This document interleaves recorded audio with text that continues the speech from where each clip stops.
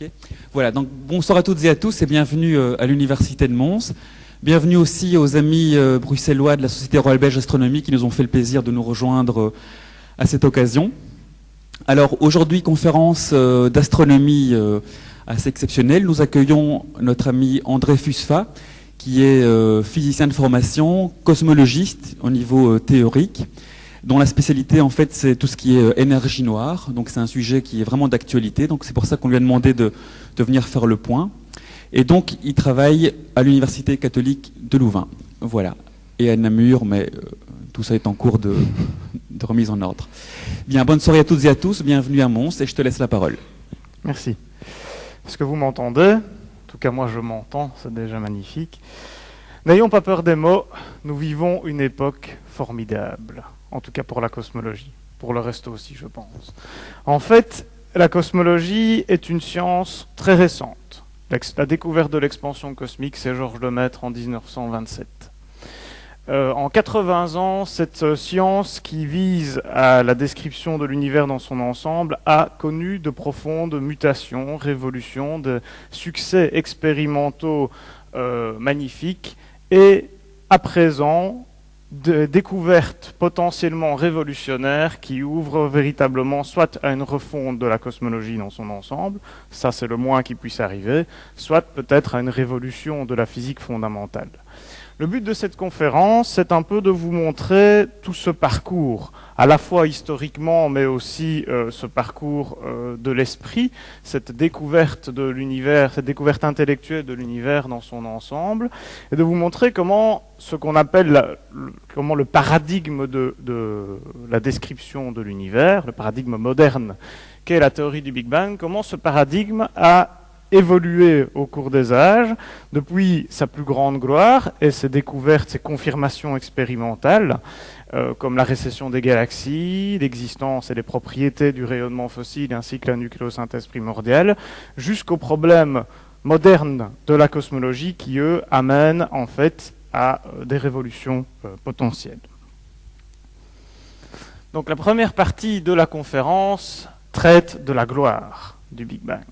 Et une question qui est sous-jacente à cette gloire, c'est en fait toute la question très simple qui fonde en fait ce qu'on appelle le paradoxe d'Olbers, qui est la question de la noirceur de la nuit.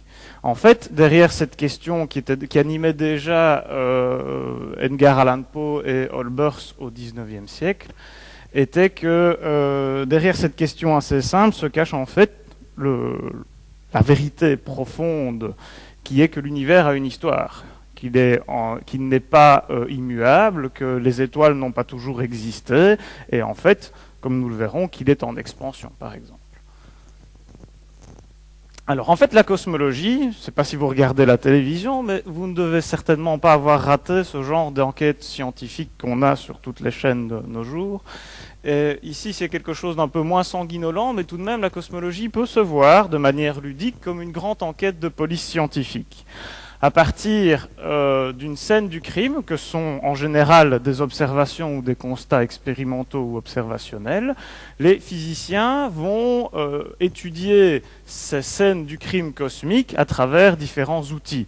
Ces outils sont les théories de la physique moderne, comme la relativité générale ou la physique quantique ou la physique nucléaire. On verra, on utilisera plusieurs de ces outils. Ensuite, cela nous permet de mettre en évidence des preuves pour confondre, par exemple, certaines théories scientifiques. Ces preuves, en fait, ces preuves d'arguments scientifiques ne sont pas suffisantes à elles seules dans la démarche scientifique. Un modèle, en général, n'est accepté par la communauté, un paradigme ne s'affirme que s'il s'accompagne de prédictions non encore prévues par d'anciennes théories, de prédictions nouvelles et indépendantes qu'il va falloir aller rechercher. Lorsqu'on a une combinaison de ces preuves et de ces prédictions, on peut alors identifier le Graal de tout physicien, qui sont, à l'instar des enquêtes de police scientifique, le coupable. Et ce coupable, ce sont les théories scientifiques que nous voulons valider. Vous allez voir que l'histoire de la cosmologie, même encore maintenant, se calque sur ce schéma ludique. Alors, la première scène du crime, et le premier principe fondamental, c'est le principe cosmologique.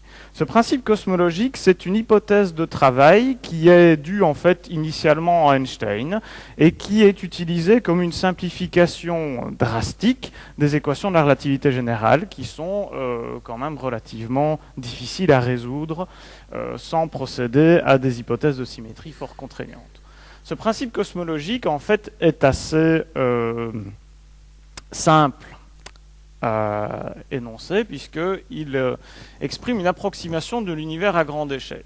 À très grande échelle, c'est-à-dire de l'ordre de 10 exposant 24 mètres, de l'ordre de 10 milliards d'années-lumière, ou de l'ordre du milliard d'années-lumière, l'univers est peut-être considéré en assez bonne approximation comme étant homogène et isotrope. Homogène, c'est-à-dire qu'il a la même quantité de galaxies par unité de volume, par exemple, partout dans l'univers, et isotrope, c'est-à-dire que ces propriétés sont identiques dans toutes les directions d'observation.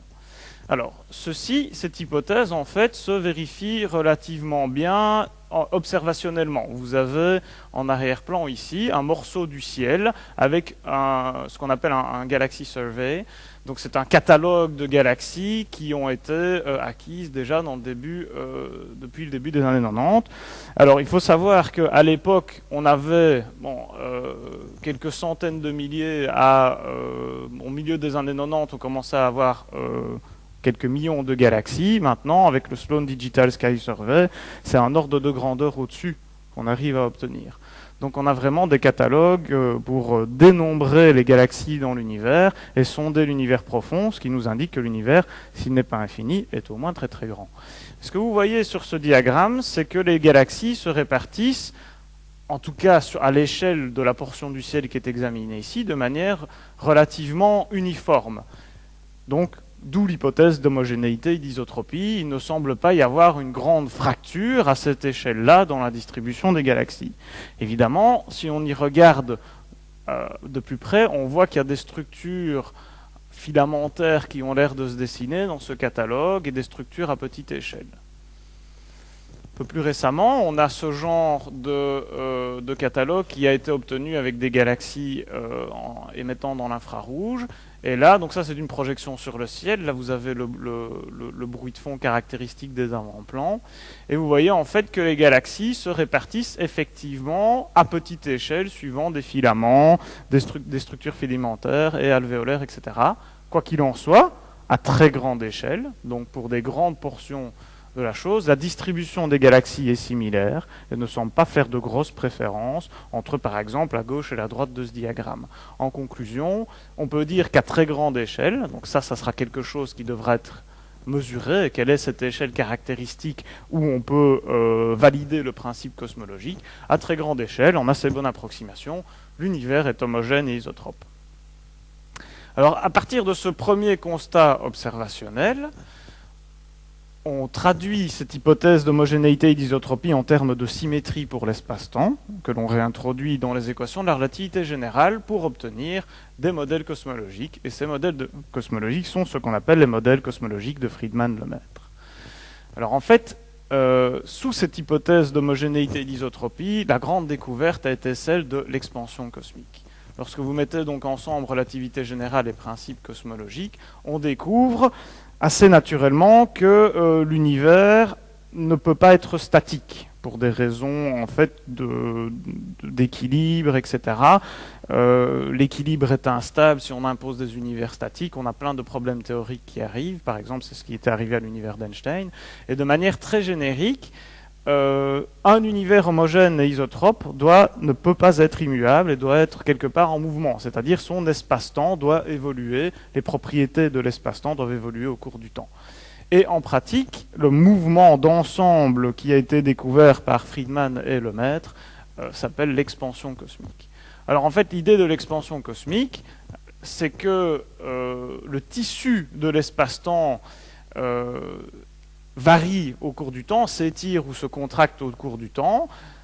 En d'autres mots, Si vous prenez deux points quelconques sur l'espace-temps, par exemple, repérés par des galaxies, s'ils se situent à une distance d0 l'un de l'autre à un certain temps de référence, eh bien, la relativité générale vous prédit qu'au cours du temps, cette distance va soit croître, soit décroître en fonction du modèle. Ici, c'est un exemple de modèle en expansion. Donc, va croître avec une certaine fonction à doter qu'on appelle le facteur d'échelle et qui donc décrit la manière dont l'univers se dilate ou se contracte au cours du temps. L'univers à grande échelle, donc homogène et isotrope, se contracte ou se dilate uniformément avec cette distance-là. Donc ça, c'est pour l'aspect un peu théorique. Si on replace, donc la relativité générale se traduit par, sous les hypothèses du principe cosmologique, vous donne des équations différentielles à résoudre pour obtenir ce facteur à doter, cette grandeur à doter qui caractérise l'expansion cosmique.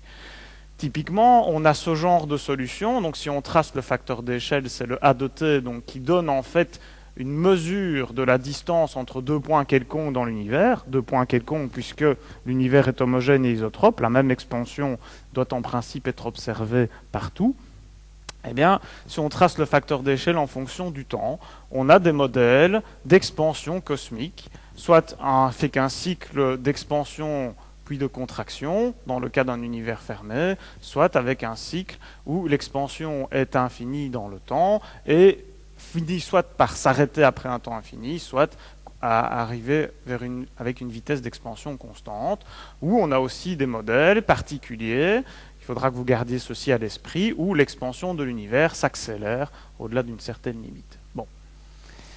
Ce que vous dit la théorie de la relativité générale sous les hypothèses du principe cosmologique, c'est que lorsque vous remontez le cours du temps, il y a un endroit dans la solution mathématique où le facteur d'échelle est exactement nul, c'est-à-dire où la distance entre deux points partout dans l'univers était mathématiquement nulle.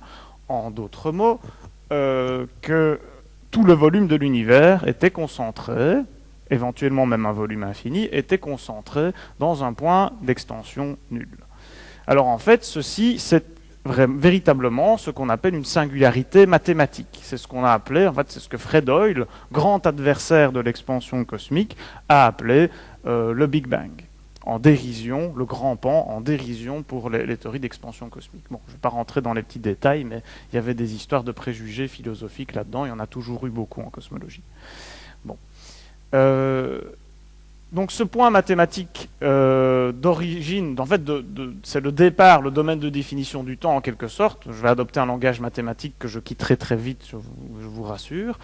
Donc ce point, en fait, une singularité mathématique, et mathématiquement, l'univers devient infiniment dense. Donc en quelques mots, parce que la conférence n'est pas là-dessus, le Big Bang, c'est simplement un problème mathématique de la théorie qui annonce simplement que la théorie n'est plus valable lorsque vous extrapolez la relativité générale à des temps primordiaux, à des énergies infiniment grandes, par exemple.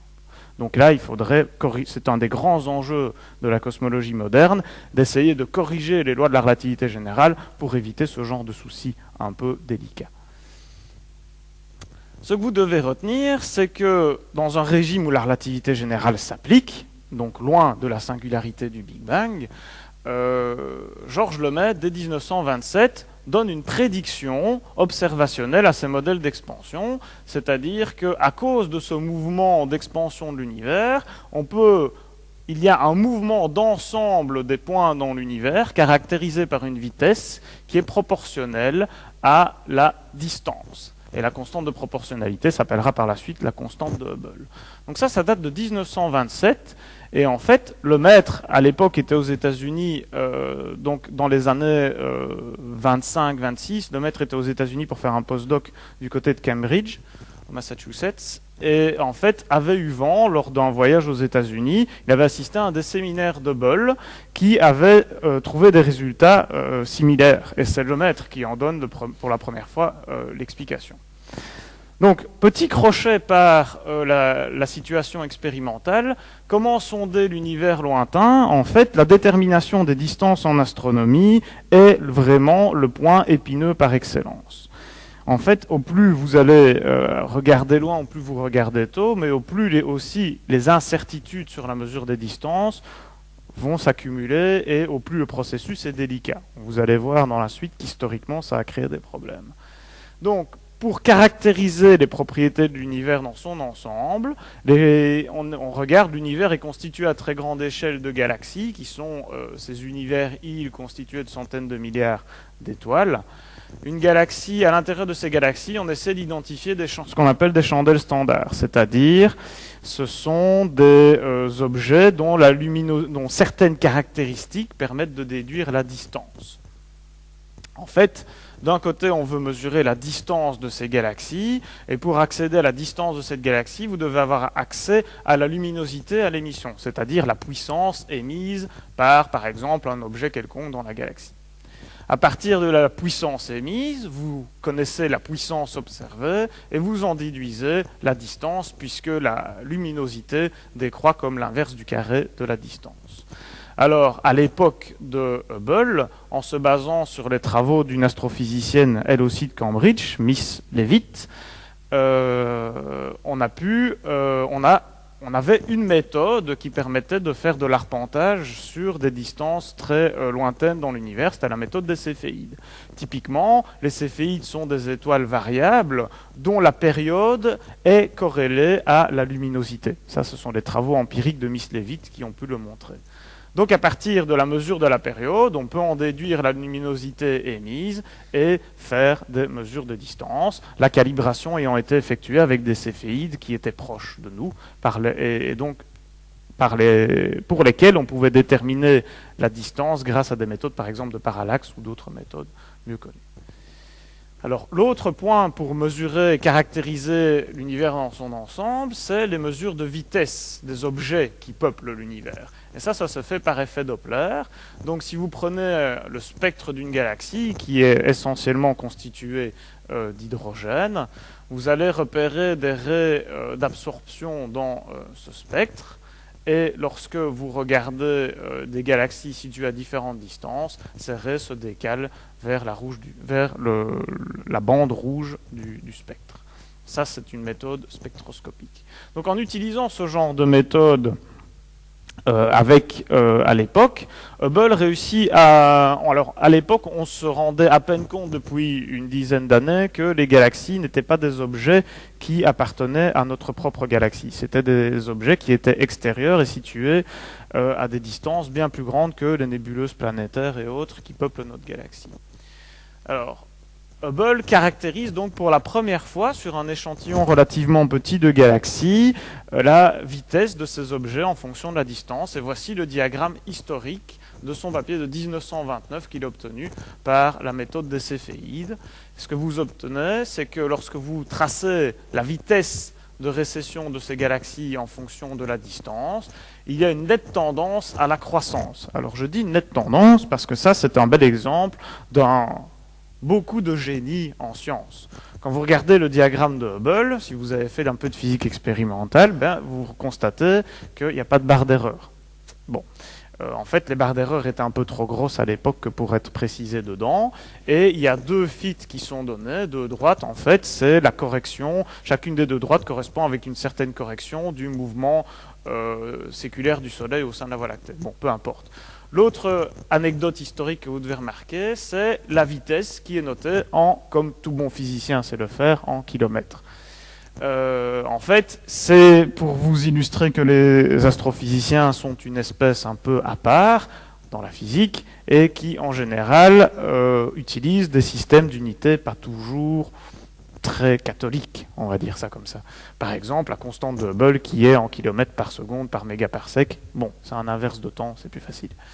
Bon, quoi qu'il en soit, cette petite anecdote pour vous dire que c'est une anecdote historique assez importante parce que, par exemple, c'est ce qui a pas mal amené de conflits de communautés, par exemple, entre les astrophysiciens et les physiciens nucléaires ou les physiciens des particules, qui, eux, sont peut-être un peu moins farfelus, on va dire, que les astrophysiciens.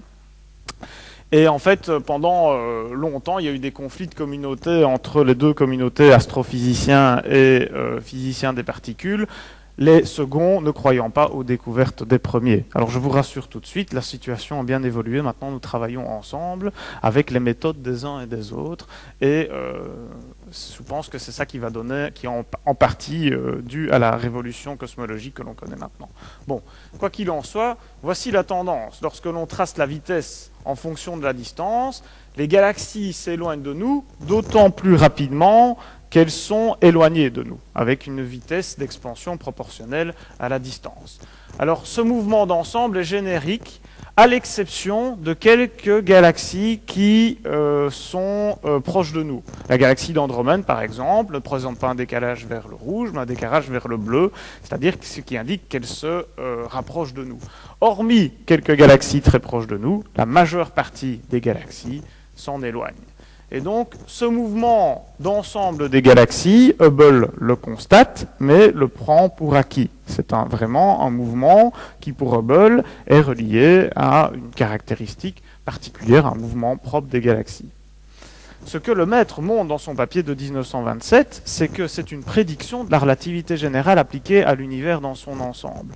Donc, l'élégance de l'argument de Lemaître, c'est de dire que cette propriété n'est pas une propriété propre aux galaxies, c'est juste la traduction d'une propriété générale de l'espace-temps, de l'univers dans son ensemble qui évolue, qui se dilate au cours du temps, entraînant avec lui les galaxies et entraînant la prédiction sur la loi de Hubble.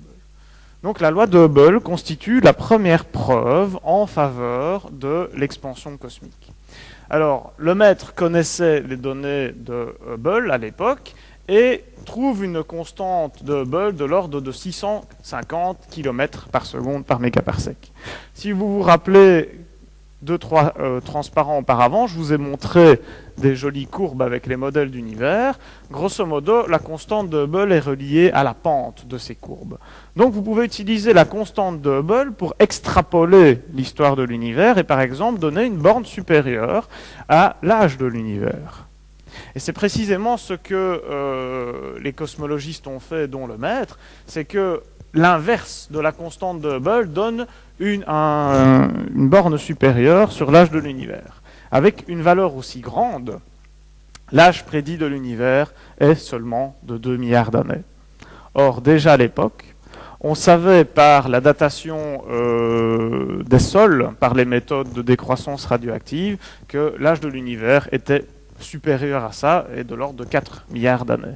Et donc, ce problème a jeté le discrédit sur les modèles de Friedmann-Lemaître et d'expansion cosmique quasiment pendant une bonne quinzaine, voire une bonne vingtaine d'années, et que des gens, par exemple, comme Fred Hoyle, ont proposé des approches alternatives sans Big Bang, parce qu'il y a pour des raisons philosophiques, qui permettaient de régler ce problème de l'âge de l'univers.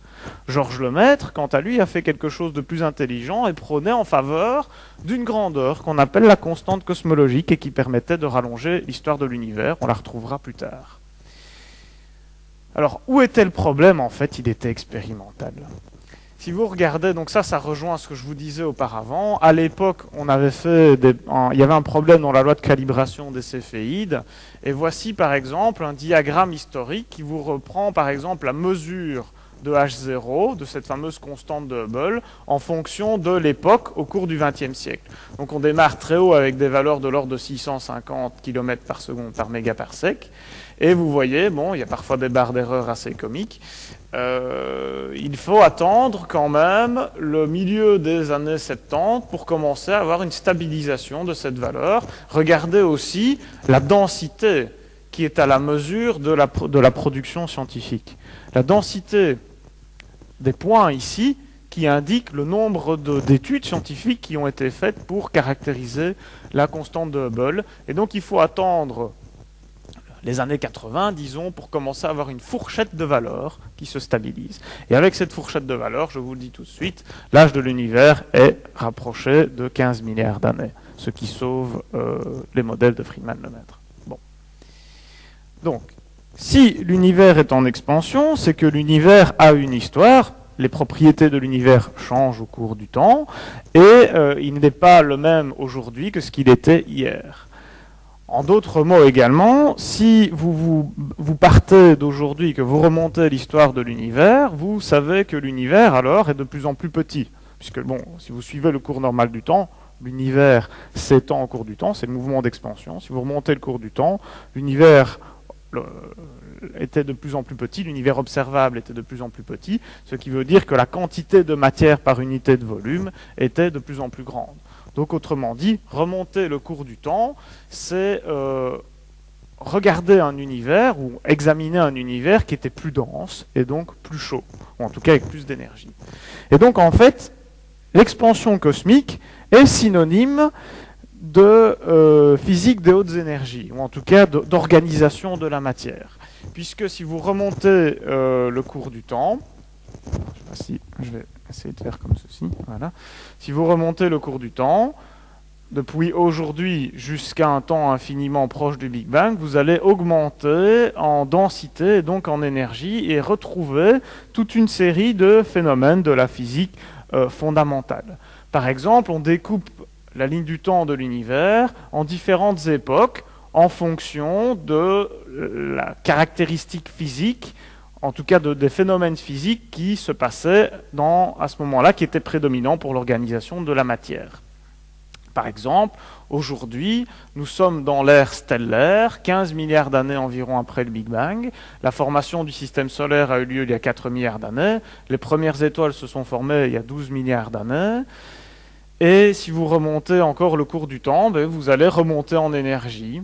Par exemple, l'ère radiative, donc là l'univers était tellement chaud que les atomes ne pouvaient pas exister, et puis vous cassez les atomes en particules plus élémentaires, et puis vous remontez toute l'histoire de la physique des hautes énergies jusqu'ici. Donc en fait, la cosmologie et l'univers dans son ensemble est un gigantesque laboratoire de physique fondamentale. Et donc, étudier l'histoire de l'univers, c'est aussi étudier les phénomènes de la physique les plus primordiaux, puisque dans l'ensemble de cette histoire-là, la richesse de la physique qui s'est passée dans les tout premiers instants de l'univers est bien plus considérable que pendant l'ère stellaire.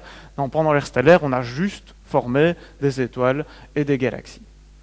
Alors, en fait, on peut utiliser cette caractéristique pour trouver d'autres preuves à l'expansion cosmique. Si la théorie du Big Bang est correcte, l'univers primordial était plus dense et plus chaud, et donc on peut essayer de trouver des reliques de ce passé tumultueux, dense et chaud de l'univers. Et en fait, les reliques que je vais vous présenter, il y en a quelques-unes, mais les plus connues sont l'existence du rayonnement fossile, qui a été émis environ 300 000 ans après le Big Bang, donc il y a quelques 15 milliards d'années, et la formation des éléments légers, des éléments nucléaires légers, des noyaux atomiques légers, qui s'appelle le processus de nucléosynthèse primordiale. Alors, encore une fois, si la physique fondamentale et mes collègues physiciens des particules ont identifié 4 interactions fondamentales qui permettent de rendre compte de l'ensemble des phénomènes physiques. L'interaction forte, qui est responsable de la cohésion des nucléons, donc des neutrons et des protons au sein des noyaux atomiques, et aussi la cohésion des quarks au sein des protons et des neutrons. L'interaction faible, qui est responsable de la désintégration radioactive du neutron, par exemple. L'électromagnétisme, qui est responsable des phénomènes lumineux et de l'attraction électrostatique, par exemple, et la gravitation, qui est responsable de tout, en gros, mais bon, de tout le reste, on peut le dire. Donc, une des découvertes aussi, parallèle à ces 4 interactions, c'est que lorsque l'on remonte en énergie, ce qu'on appelle l'intensité de ces interactions, ce qu'on appelle les constantes de couplage associées à ces interactions, se convergent les unes vers les autres. Alors ça ne se fait pas toujours aussi facilement que ça, il faut de la supersymétrie, etc. Mais la tendance est là. L'intensité de ces interactions varie au cours du temps et elles tendent à se ressembler au cours du temps. Ce qui fait espérer les physiciens que ces interactions ne proviennent en fait que d'une seule interaction unifiée. Ce qui intéresse les cosmologistes, c'est qu'une telle interaction unifiée, lorsqu'elle se différencie, par exemple en gravitation, en force de grande unification, ou en interaction forte, en force électrofaible, etc., à chacune de ces transitions ici, apparaissent des phénomènes assez cataclysmiques dans l'histoire de l'univers qui ont dû laisser une trace. Et par exemple, ce qu'on appelle l'inflation serait relié à une de ces types de transitions de phase. Donc, l'univers primordial, l'histoire de l'univers, c'est vraiment un laboratoire pour tester bien plus que les théories cosmologiques. Alors, comme je vous le disais, un des autres arguments en faveur du Big Bang, c'est l'existence d'un rayonnement fossile qu'on appelle souvent le CMB, pour Cosmic Microwave Background. En fait, l'idée est simple. Voici un diagramme qui représente la température, l'évolution de la température de l'univers. En fait, c'est la température de l'ensemble des photons qui se trouvent dans l'univers, température moyenne, température de l'espace, si vous voulez, en quelque sorte.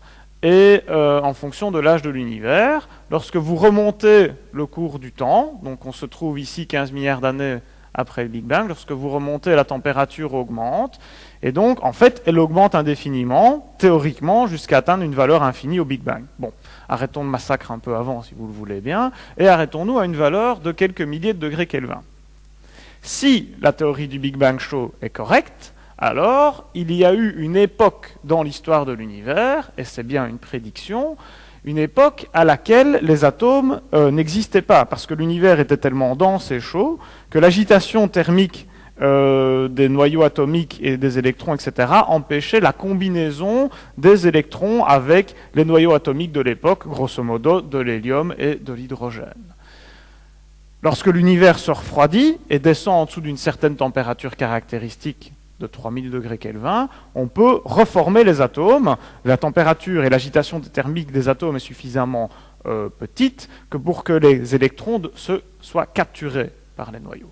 Et donc, on peut essayer de mettre en évidence une relique de cette transition de phase, en quelque sorte, sous la forme d'un rayonnement de corps noir. Alors, schématiquement, que se passe-t-il? À une époque très primordiale, l'univers était tellement dense et chaud qu'il était constitué de charges électriques libres. Les premiers noyaux atomiques, essentiellement de l'hélium, du deutérium par exemple, de l'hydrogène, et des électrons qui se baladaient dans le milieu. Alors, dans un milieu pareil, extrêmement dense et chaud, c'est un milieu qui est opaque, un peu à l'image des dernières couches stellaires, par exemple.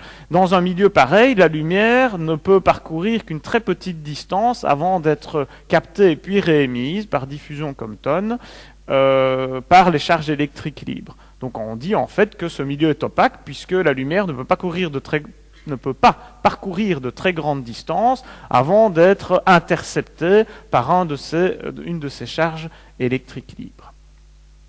Toutefois, l'univers se refroidit au cours de l'expansion cosmique et on peut former des atomes.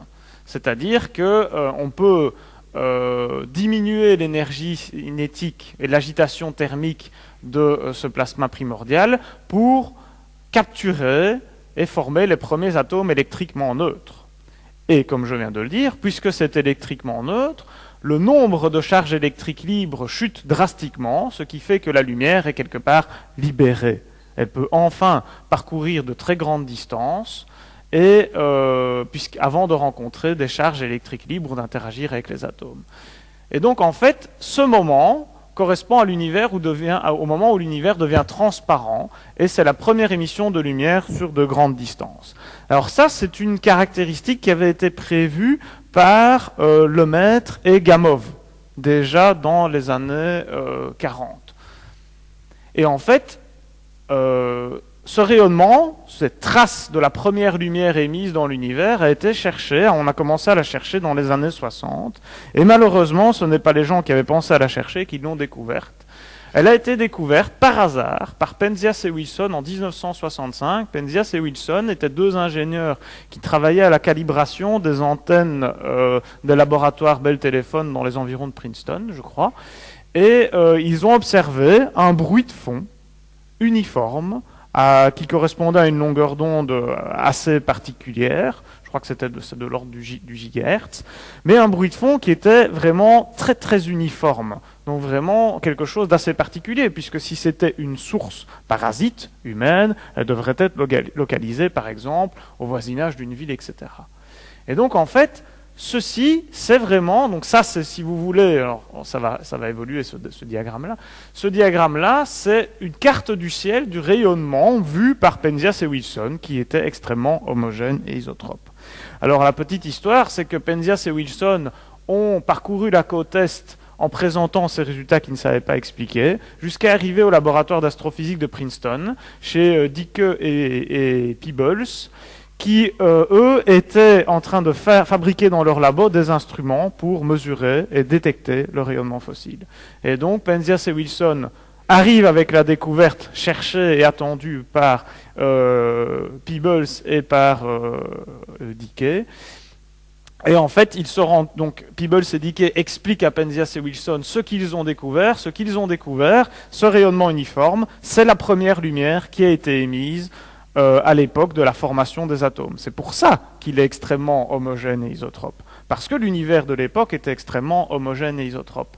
Et pourquoi est-ce que ce rayonnement est aussi froid? C'est un rayonnement que l'on observe avec des radiotélescopes, mais pour la bonne et simple raison que l'univers s'est considérablement refroidi depuis, d'un facteur 1000 environ. Et donc, ce rayonnement, c'était la trace, une prédiction de la théorie du Big Bang. Donc pour cette découverte, alors vous allez voir que parfois la science est un peu, je ne sais pas si elle est, enfin, un peu bizarre, elle se fait de manière un peu bizarre. Penzias et Wilson publient une première lettre dans laquelle ils expliquent toutes les propriétés de ce bruit de fond dans Astrophysical Journal en 1965 et signalent juste en fin d'article que ça correspond à une trace cosmologique, à une relique de l'univers primordial. Et le second papier par Dicke et Peebles décrit toutes les caractéristiques de température, de corps noir que l'on peut attendre de ce rayonnement et explique pourquoi il provient des atomes alors que ce rayonnement a été émis à une température de 3000 degrés Kelvin, a été préservé par l'expansion cosmique et refroidi jusqu'à des températures de 3 degrés Kelvin. Et c'est Penzias et Wilson qui obtiennent le prix Nobel avec l'interprétation de Dicke et Peebles. Alors, l'histoire ne s'arrête pas là, parce que le rayonnement fossile est probablement une des mines d'informations les plus précieuses de la cosmologie. En 1991, le satellite COBE est lancé pour faire l'étude de ce rayonnement fossile, et les résultats dont je vais vous parler ont fait l'objet du prix Nobel de physique en 2006. Voici la carte des anisotropies de température mesurées sur le ciel, obtenues après retravail des données par le satellite COBE. Donc en rouge, vous avez des surdensités de température, des fluctuations de température, donc des zones plus chaudes et là des zones plus froides. Alors ce qu'il faut savoir, c'est que ceci, si vous voulez, c'est vraiment... On a fait ressortir le contraste par rapport à cette image-là. Ça, c'est le rayonnement uniforme. En regardant très finement, on arrive à avoir le contraste et à avoir des grumeaux et des fluctuations dans ce rayonnement fossile. Et l'amplitude de ces fluctuations est très petite. Elle est à l'ordre d'une part pour 100 000. Donc les fluctuations de température de l'époque étaient de l'ordre de la dizaine de microkelvin. Voilà ce qu'on arrive à obtenir aujourd'hui avec le satellite WMAP, une analyse beaucoup plus fine et à beaucoup plus petite échelle de la carte des anisotropies du rayonnement fossile. Et là, je gage une conjecture. Vous allez voir plus loin dans l'exposé qu'on a fait des découvertes sensationnelles avec cette carte qui leur vaudront peut-être un prix Nobel un jour, j'espère. Revenons un peu sur COBE. Voici une des prédictions qui a valu le prix Nobel enfin, la partie master du prix Nobel. C'est en fait une mesure de ce qu'on appelle le spectre du rayonnement fossile. Donc vous avez l'intensité du rayonnement en fonction de la longueur d'onde de ce rayonnement. La prédiction du Big Bang était que l'univers à l'époque était extrêmement homogène et à l'équilibre thermodynamique. Ce qui veut, ça, ce n'est pas trivial de dire une chose pareille en physique. Un univers qui est à l'équilibre thermodynamique, ça veut dire un univers qui produit un rayonnement de corps noir. Donc ça, c'était une prédiction déjà donnée par Gamow à l'époque. L'expansion cosmique préserve cette forme de corps noir. Et donc, en fait, vous avez les petits carrés indiquent les mesures de COBE. La taille du petit carré, c'est l'erreur sur les mesures de COBE, donc c'était quand même une très belle expérience. Et le modèle qui passe à l'intérieur des points est la prédiction du modèle du Big Bang. Donc un spectre de corps noir parfait. Et effectivement, l'univers nous donne le plus bel exemple de spectre de corps noir que l'on connaisse. Même en laboratoire, on n'arrive pas à reproduire un spectre de corps noir aussi parfait. Donc c'est une prédiction qui est vérifiée en faveur de l'expansion cosmique. Alors évidemment, en général, les cosmologistes, comme les enquêteurs scientifiques, essaient de confondre plusieurs coupables. Et la prédiction, le modèle en pointillé, c'est la prédiction d'un modèle concurrent de l'expansion cosmique, un modèle sans Big Bang qu'on appelle la cosmologie quasi-stationnaire, qui avait été à l'époque introduite par Hoyle, Bondi et Gold pour contrecarrer le Big Bang. Eh bien, dans ce genre d'univers, il n'y a pas de phase primordiale dense et chaude, pas de rayonnement de corps noir. On est obligé de trouver une entourloupe qui sacrifie la conservation de l'énergie pour avoir une production d'un bruit de fond de photons. Et le spectre qui est produit à cette allure-là. Et donc ne colle absolument pas avec la réalité de la chose. L'autre évidence, c'est la nucléosynthèse primordiale. Alors ça part d'un constat astrophysique qui est que si vous regardez la distribution des éléments chimiques dans l'univers, elle est assez particulière. Vous prenez 1 million d'atomes de l'univers, parmi ce million d'atomes est pour 1 million d'atomes d'hydrogène plutôt, si vous prenez une collection d'atomes de l'univers, si vous en comptez 1 million d'atomes d'hydrogène, pour ce million d'atomes d'hydrogène, il y a 85 000 atomes d'hélium 4, 1400 atomes de tous les autres éléments chimiques que nous connaissons bien, l'oxygène, le carbone et le reste, 30 de deutérium, qui est un isotope de l'hydrogène, et 10 d'un autre isotope de l'hélium, qui est l'hélium 3. Ceci, c'est tout à fait particulier. Comment est-on arrivé à une distribution pareille des éléments chimiques dans l'univers? Ça constitue une nouvelle évidence, une nouvelle scène de crime cosmologique. En fait, lorsque les astrophysiciens connaissent assez bien le métabolisme stellaire et ils connaissent aussi l'âge des plus vieilles étoiles en moyenne, et donc les étoiles sont des gros fours qui cuisent des éléments chimiques, notamment principalement de l'hélium, c'est ce qu'elles font dans la majeure partie de leur vie, et à partir de ce que l'on connaît du métabolisme stellaire et des plus vieilles étoiles, il est impossible que les étoiles aient pu cuire autant d'hélium dans l'univers. Donc d'où vient cet hélium?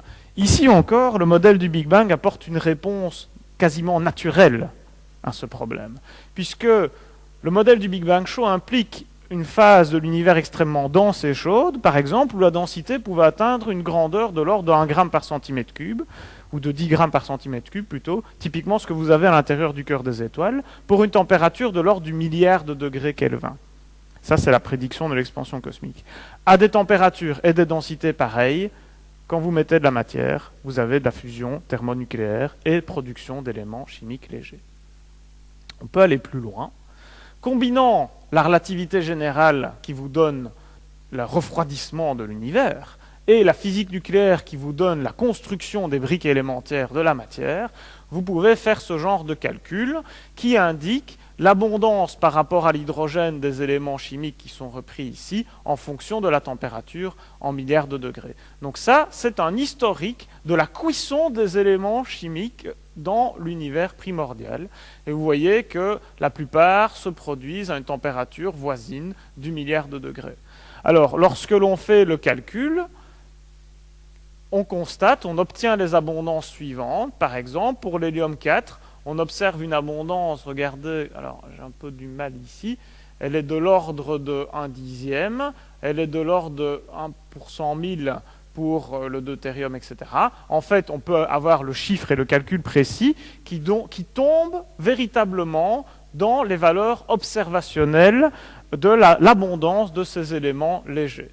Et donc, le modèle du Big Bang Show apporte une explication naturelle, élégante, à l'abondance observée des éléments chimiques dans l'univers. Mais en fait, ça va même beaucoup plus loin. Parce que non seulement ceci constitue une preuve en faveur de l'expansion cosmique, ici on essaie toujours d'incriminer un coupable, nous n'avons pas de certitude, nous n'avons que des questions, et pour répondre à ces questions, nous faisons des prédictions pour voir si on peut les vérifier par ailleurs. Une de ces prédictions, c'est que pour obtenir ce calcul-là, il y a des paramètres évidemment. Par exemple, l'un des paramètres, c'est la quantité de protons et de neutrons dans l'univers primordial. C'est les deux valeurs qui sont ici. Alors, on obtient la valeur finale de protons et de neutrons dans l'univers, et donc, en fait, l'une des prédictions de la nucléosynthèse primordiale, c'est la quantité de protons et de neutrons dans l'univers, et ça, c'est quelque chose qui peut être mesuré de manière indépendante par une analyse fine des fluctuations de température du rayonnement fossile. J'y reviendrai. D'autre part, ces réactions nucléaires se font aussi avec des particules qu'on appelle les neutrinos. Et le nombre de neutrinos influence la proportion d'éléments chimiques qui a été fabriqué dans l'univers primordial. Et par exemple, une prédiction de la nucléosynthèse primordiale est qu'il n'existe que 3 familles de particules élémentaires, en fait 3 types de neutrinos différents, et ceci a été vérifié de manière totalement indépendante avec la probabilité de création d'une autre particule élémentaire qu'on appelle le boson Z0 au CERN à la fin des années 80. Et donc, la théorie du Big Bang fait des prédictions qui peuvent être vérifiées indépendamment en laboratoire. Pour résumer la première partie de cette conférence, qui était la plus longue, je vous rassure, voici la gloire du Big Bang Show. Les 3 preuves classiques que j'ai vues avec vous. La récession des galaxies, donc le mouvement d'ensemble des galaxies lointaines qui présentent un décalage vers le rouge, une vitesse de récession proportionnelle à la distance, l'existence et la physique du rayonnement fossile et l'abondance des éléments légers dans l'univers. Mais il y a aussi, en faveur de l'expansion cosmique, de nombreuses preuves indirectes qui font qu'en fait l'expansion cosmique est véritablement le paradigme retenu par l'écrasante majorité de la communauté scientifique. Maintenant, les adversaires du Big Bang se réduisent véritablement à un peau de chagrin parce qu'il y a tellement de choses à expliquer avec une certaine élégance que rien, jusqu'à preuve du contraire, n'est plus performant que notre modèle du Big Bang Show. Alors, ces preuves indirectes, quelles sont-elles? C'est par exemple le comptage des galaxies et l'adéquation avec le principe cosmologique. Le modèle du Big Bang prédit une certaine densité de galaxies. La formation des galaxies, tout le processus de formation des galaxies est intrinsèquement lié au mouvement d'ensemble de l'univers et donc à la manière dont l'univers s'est refroidi et dont la matière a pu se condenser malgré cette expansion de l'univers. Le nombre de familles de particules élémentaires, ça je vous en ai parlé, et par aussi les mirages gravitationnels d'objets lointains qui donnent une information sur la géométrie à grande échelle de l'univers. Alors aussi, un des arguments en faveur du Big Bang, c'est que nous n'avons rien de mieux. Il y a un échec, un constat d'échec des modèles cosmologiques alternatifs sans Big Bang Show qui n'arrivent pas à reproduire l'écrasante faisceau d'évidence en faveur de l'expansion cosmique. Résultat des courses, depuis une vingtaine d'années, la seule question, puisque l'expansion cosmique semble être bien établie, est de répondre avec force à une question existentielle de savoir dans quel univers vivons-nous et de quoi se compose l'univers. C'est-à-dire, nous avons un modèle scientifique, le modèle du Big Bang Show, qui contient un certain nombre de paramètres, par exemple, le type de matière dans l'univers, la vitesse d'expansion de l'univers, l'âge de l'univers, etc. Eh bien, mesurons ces paramètres de manière très précise. Et c'est là où est apparue la surprise. En fait, la surprise, c'est que nous allons découvrir que, et nous avons découvert depuis une dizaine d'années, que ce que l'on pensait être le modèle, parmi les modèles du Big Bang, celui que l'on pensait être le plus favorable ne l'est en fait pas du tout, et que l'univers qui rend le mieux compte de ces données, c'est un univers où seulement 4% du contenu total en énergie et en matière est donné par les atomes. Les 96 autres pourcents sont invisibles pour nos yeux et en fait sont constitués d'ingrédients un peu mystérieux qu'on appelle la matière noire et l'énergie noire. Alors voyons d'où est venu ce constat potentiellement révolutionnaire. En fait, un des premiers arguments en faveur de ça, ça a été une mesure moderne précise de l'expansion cosmique. Alors, pour ce faire, pour mesurer les propriétés de l'univers sur de grandes distances, il faut aller chercher des chandelles standards extrêmement puissantes, puisqu'on veut avoir une information sur l'univers extrêmement lointain. Et donc, une de ces chandelles standards extrêmement puissantes, c'est ce qu'on appelle les supernovas de type 1A. Alors, c'est un phénomène assez cataclysmique, puisque vous avez ici l'image d'une supernova de type 1A qui a explosé dans une galaxie proche. Donc ça, en fait, c'est pas une étoile à l'avant-plan, c'est une étoile de la galaxie qui, lorsqu'elle explose, a une luminosité pendant quelques jours qui atteint celle du bulbe central de la galaxie qui contient plusieurs centaines de milliers d'étoiles. Donc la production d'énergie est faramineuse pendant un laps de temps extrêmement court. Alors ce sont des phénomènes cataclysmiques, en fait ils sont dus à des réactions nucléaires qui se passent lorsque une naine blanche vampirise une étoile normale. Et ces phénomènes cataclysmiques, je pense que je crois que la fréquence c'est 1 tous les 10 000 ans par galaxie. Alors heureusement pour nous, parce que si ça arrive dans le coin, je crois qu'avec la quantité de rayons gamma qui sont émis, on est tous cuits, au sens propre du terme. Mais comme l'univers est très grand et contient un très grand nombre de galaxies, on peut se servir de ces chandelles standards pour faire de la science avec une statistique assez suffisante. Et donc on va refaire la même chose, on va examiner la courbe le spectre de ces supernovas, etc., repérer des raies d'absorption et voir comment ces raies d'absorption se décalent avec la distance pour tracer ce qu'on appelle un diagramme de Hubble. Un diagramme de Hubble, c'est un diagramme dans lequel vous tracez la distance des galaxies en fonction du redshift, c'est-à-dire en fonction de leur vitesse de récession.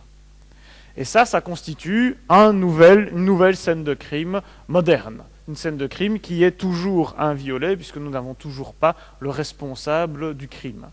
Alors en fait, que voyez-vous ici? Vous avez en rouge et en noir deux jeux de données indépendantes sur les supernovas lointaines, une obtenue avec des données spatiales du télescope spatial, une autre avec le CFHT, Canada France Hawaii Telescope. Et vous avez, en vert, l'ancien modèle standard de la cosmologie qui contient uniquement de la matière, 100% de matière. Constat, c'est que, alors, petite parenthèse au passage, pour vous montrer l'efficacité de la technique et le progrès des techniques, le petit carré que vous voyez là, ici, ça correspond au diagramme de Hubble original. Donc cette technique permet de sonder l'univers sur des distances bien plus considérables que ce que l'on avait fait à l'époque de la découverte de l'expansion cosmique. Ce que vous voyez sur ce diagramme, c'est que l'ancien modèle standard de la cosmologie, avec uniquement de la matière, au-delà d'une certaine distance, ne rend absolument plus compte des données observées. Alors en fait, ce que l'on constate, c'est que les données sont au-dessus de la courbe en vert. Ça veut dire, en fait, comme c'est un diagramme magnitude en fonction de la distance, que ces supernovas apparaissent moins brillantes que prévu. Alors, traduisons ça en un langage plus accessible.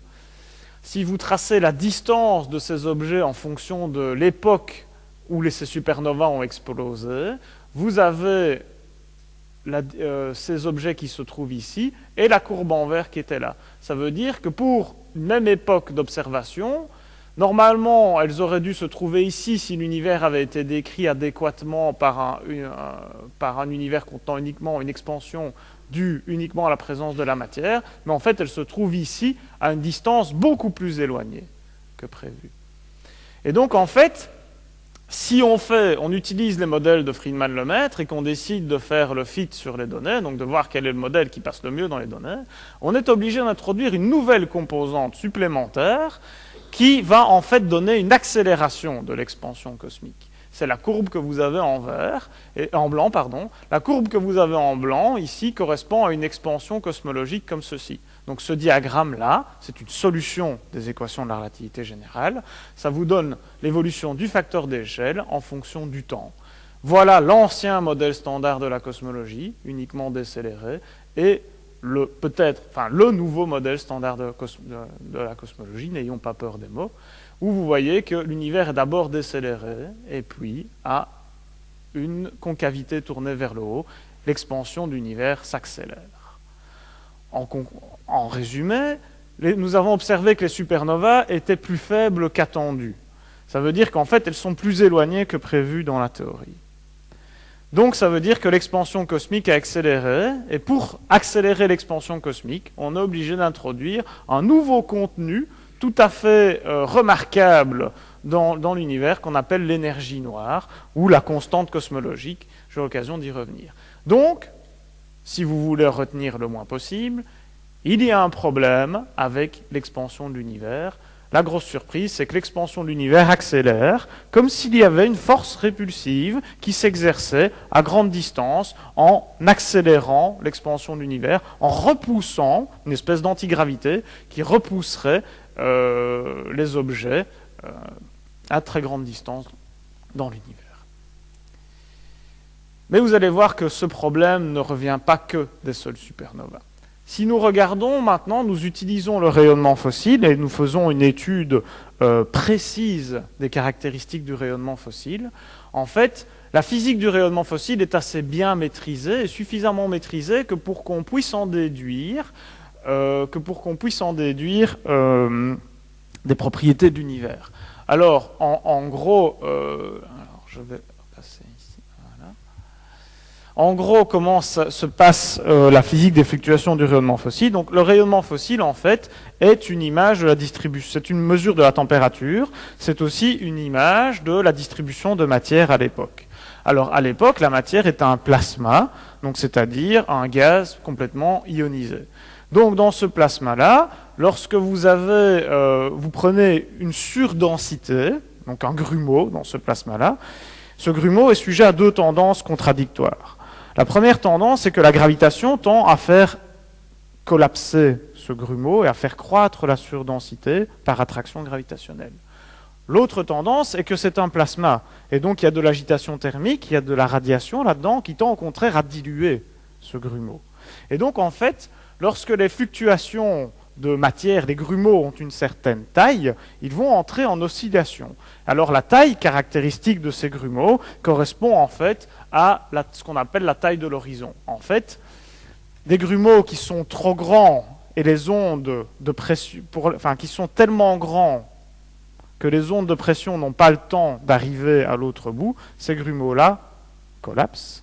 Et lorsque les grumeaux sont suffisamment petits, la radiation, les ondes de pression vont pouvoir équilibrer la gravitation et vous avez un régime d'oscillation. Et donc, en essayant de mettre en évidence la taille caractéristique des fluctuations, donc en sachant que si les fluctuations sont trop grandes, elles se collapsent, si les fluctuations sont trop petites, les grumeaux aussi en taille, on peut déduire beaucoup de choses sur l'état de l'univers primordial. Et voilà ce que l'on fait avec les données du satellite WMAP.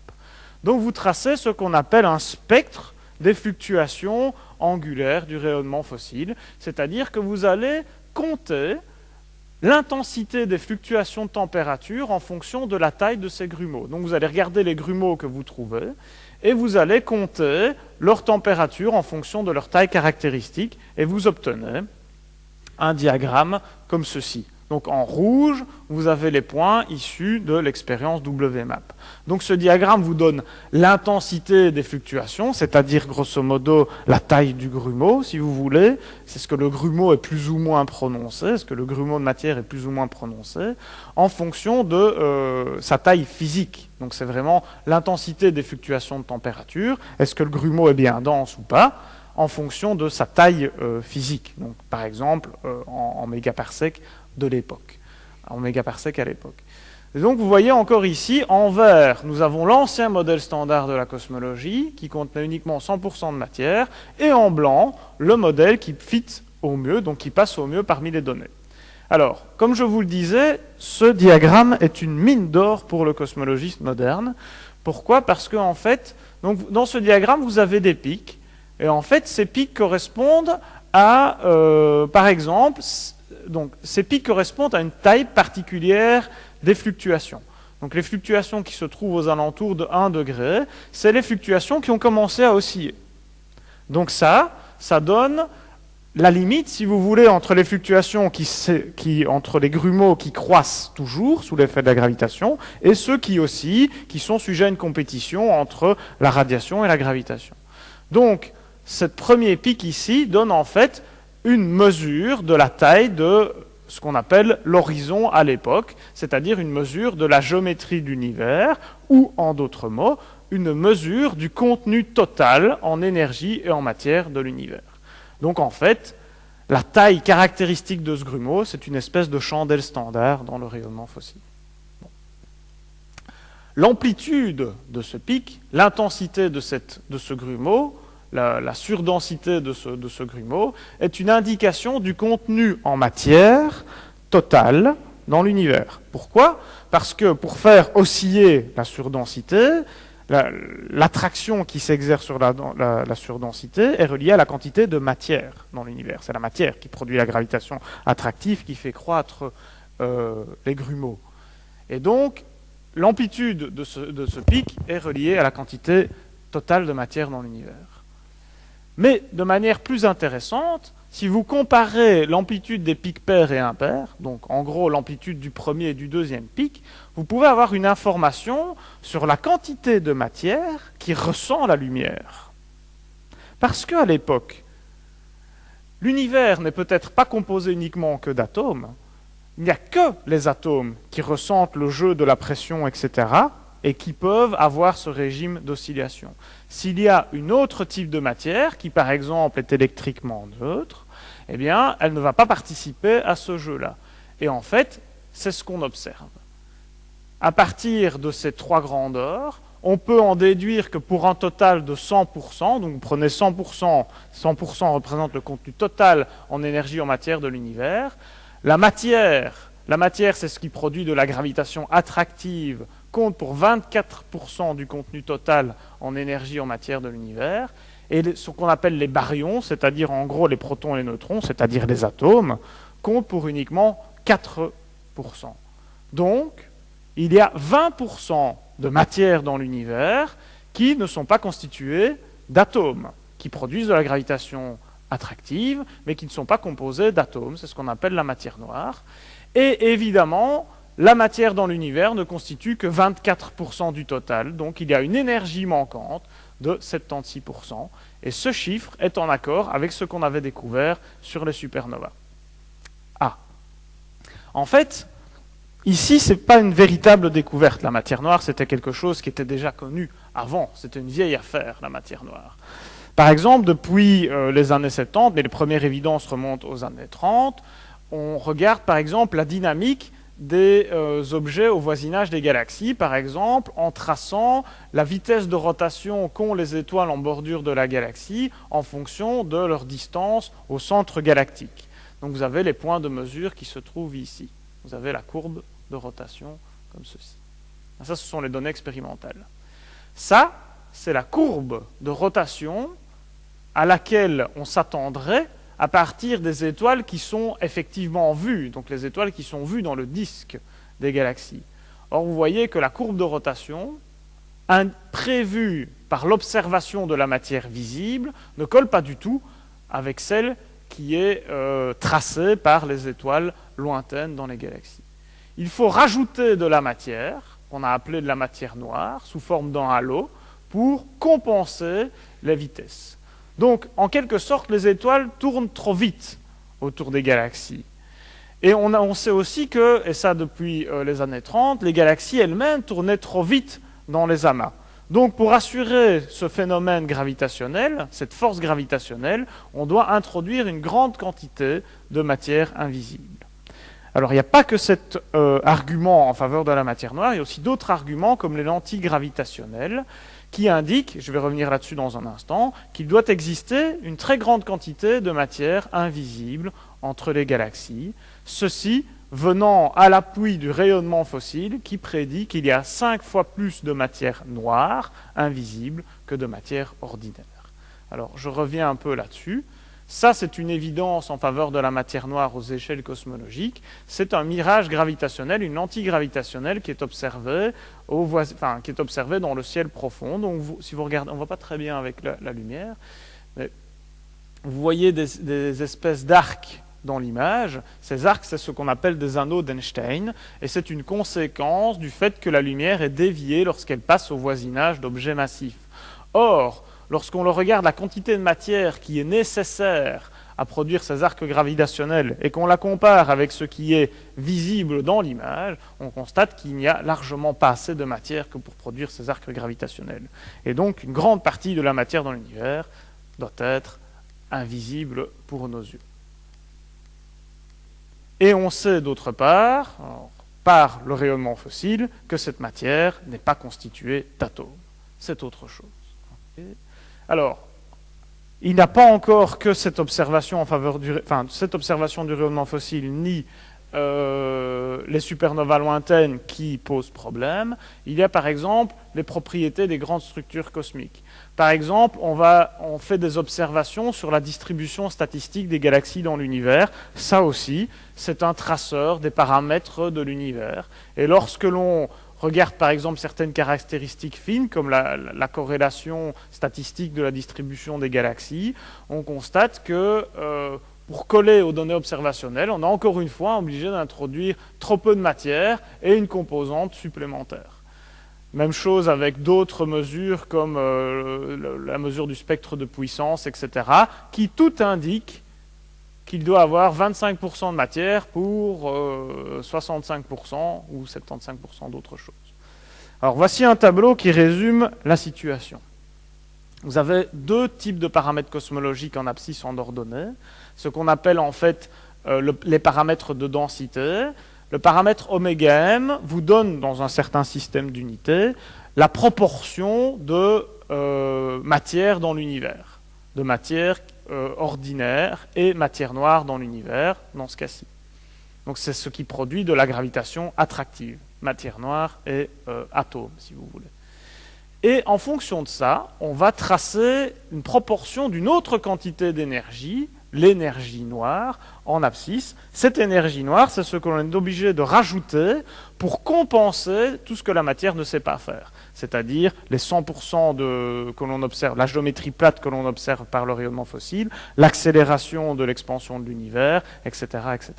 Tout ça, c'est la composante qu'on est obligé d'indiquer, d'introduire. Alors, donc là, vous avez en fait dans ce plan toute une série de modèles d'univers historiques connus, comme le modèle d'Einstein de Sitter. Ça, c'était l'ancien modèle standard de la cosmologie, le modèle de Sitter, les modèles d'Eddington-Lemaître, sans Big Bang. Et vous avez en fait reproduit sur ce diagramme 3 types d'observations cosmologiques différentes. Alors on pourra en mettre plus, mais dans celui-là, il y en a 3. Une technique utilisant les supernovas lointaines, donc le diagramme de Hubble des supernovas lointaines, et les régions qui sont en bleu ici donnent les modèles qui sont statistiquement les plus probables, c'est-à-dire les modèles qui s'accordent le mieux avec les données. Là, vous avez le CMB, donc le rayonnement fossile, en vert, et vous avez ici une mesure sur l'abondance des amas de galaxies à grande échelle. Et donc, ce que vous voyez, c'est que chacune des méthodes d'observation cosmologique, et ça c'est vrai de manière assez générale, est ce qu'on appelle dégénérée. Aucune de ces méthodes, à elle seule, ne permet de dire avec suffisamment d'exactitude dans quel univers nous vivons. La combinaison de plusieurs méthodes indépendantes, par contre, permet de le faire. Et là, vous voyez que, sans équivoque, la convergence de ces méthodes observationnelles indique que nous vivons dans un univers qui est très particulier. Il est composé à 76% d'une composante accélératrice de l'expansion de l'univers, d'une espèce de composante qui produit de l'antigravité, de la gravitation répulsive aux grandes distances, ce qu'on a appelé l'énergie noire. Le candidat conventionnel, c'est la constante cosmologique, mais j'y crois pas beaucoup. Je ne suis pas le seul. Les atomes comptent pour uniquement 4%, donc tout ce que vous connaissez, tout ce que vous avez toujours connu, et tout ce que vous connaîtrez probablement jamais, ne compte que pour 4% du contenu total en énergie de l'univers. Le reste, les 96 autres pourcents, sont constitués d'ingrédients non encore élucidés, mystérieux, 20% de matière noire, donc un nouveau type de particules qui ne sont pas des atomes, qui tombent de la même manière que la matière ordinaire en produisant de la gravitation attractive, et ce nouvel ingrédient qui a à peine 10 ans. Les premières évidences en faveur de l'énergie noire, c'est 1998. Alors, pour vous illustrer à quel point le problème est pris très au sérieux par les instances scientifiques, voici voici quelques projets prévus, en tout cas avant la crise économique, voici quelques projets qui étaient prévus dans les plus grandes agences, pour la NASA et l'ESA, pour l'étude de ces problèmes de l'univers invisible, principalement l'énergie noire, mais les questions de la matière noire aussi. Donc par exemple, la NASA a identifié, et alors chacun de ces missions est vraiment identifié comme une des top priorities pour la science à l'horizon 2015-2025, au même titre que la détection de planètes extrasolaires telluriques, par exemple. Donc pour vous donner une idée, ou l'exploration du système solaire, etc. Donc pour vous donner une idée, ces questions cosmologiques se sont en 10 ans frayé un chemin incroyable jusqu'à devenir une des priorités scientifiques primordiales pour la physique fondamentale. Donc vous avez aux États-Unis le Joint Dark Energy Mission qui va regrouper SNAP et d'autres choses. Le Large Synoptic Survey Telescope, qui est un télescope en partie, alors ça je pense que c'est vraiment la peine de le... Donc c'est un projet de télescope terrestre qui est en partie financé par le privé, les fondations Microsoft, Bill Gates et Google notamment, et pas pour une proportion mineure. Donc c'est pour vous dire à quel point ces thématiques ont de l'importance, recueillent de l'intérêt. L'ESA ne demeure pas en reste pour une fois, propose la mission Euclide, qui sera soit l'une de ces deux missions, etc., et qui vont étudier plusieurs choses, les supernovas, les lentilles gravitationnelles, etc., pour essayer d'avancer sur ces questions fondamentales. En somme, nous sommes passés de la gloire à la révolution, c'est-à-dire que la cosmologie moderne arrive. Si l'expansion cosmique est avérée, ce n'est pas ça qui est remis en question. Ce qui est remis en question, c'est le taux de variation de cette expansion cosmique. Le taux de variation de cette expansion cosmique est relié au contenu en énergie de l'univers. Et donc, pour rendre compte de ces observations, la seule solution, en fait, il y a 3 options par rapport à la situation actuelle. La première option, c'est que on se soit trompé dans les observations. Alors ça, c'est quelque chose de relativement peu probable parce que ces observations ont été reproduites par maintes équipes avec des techniques censées s'améliorer. Et vous avez vu que ces observations, cette conclusion sur l'univers invisible, elle est due à plusieurs techniques observationnelles indépendantes. Donc, la probabilité existe, mais je pense est faible, pour que ça soit un problème observationnel. Il y a fort vraisemblablement quelque chose. Alors l'autre option, c'est qu'on se soit trompé dans la manière de faire de la cosmologie. Par exemple, la manière dont on décrit l'expansion de l'univers à grande échelle. Par exemple, la source de l'erreur pourrait être dans le principe cosmologique. Peut-être que le principe cosmologique n'est pas une aussi bonne approximation qu'il y paraît pour faire de la cosmologie de précision. Et la dernière option, si les 2 premières échouent, et c'est ce que je crois pour le moment, c'est qu'on va devoir reconsidérer la physique conventionnelle en fait. Alors, les aménagements risquent d'être profonds, ils vont principalement concerner l'univers à grande échelle, mais pour rendre compte de ces observations, on devra modifier le modèle standard des particules élémentaires en introduisant de nouvelles particules qui formeront la matière noire, et on devra soit introduire un nouveau type de particules révolutionnaires ou modifier les lois de la gravitation à grande échelle pour expliquer pourquoi la gravitation à grande échelle apparaît de manière répulsive. Donc, en conclusion, les mystères de l'univers, mais il y en a quelques-uns aussi que je n'ai pas abordés dans cette conférence. Celui que j'ai abordé, c'est ce qui concerne le côté obscur de l'univers. Pour résoudre le problème de la matière noire, il faut introduire de nouvelles particules élémentaires ou éventuellement modifier la gravitation. Pour résoudre les problèmes de l'énergie noire et de l'accélération de l'expansion cosmique, il faut introduire une nouvelle physique de la gravitation ou la matière, ou de nouvelles interprétations pour la cosmologie. Par exemple, en modifiant le principe cosmologique. Mais l'univers primordial aussi a ses mystères, notamment l'inflation. Donc ça, c'est un processus qui a lieu vraiment au tout début de l'univers et qui pose des problèmes cruciaux sur les paramètres cosmologiques d'aujourd'hui, qui peut être résolu en investiguant les mécanismes d'unification et de désunification des forces, etc. Alors, l'autre question sur l'univers primordial, c'est pourquoi est-ce que l'antimatière a disparu au profit de la matière? Et évidemment, la question toujours sans réponse, est-ce que le Big Bang a quelque sens physique ou pas?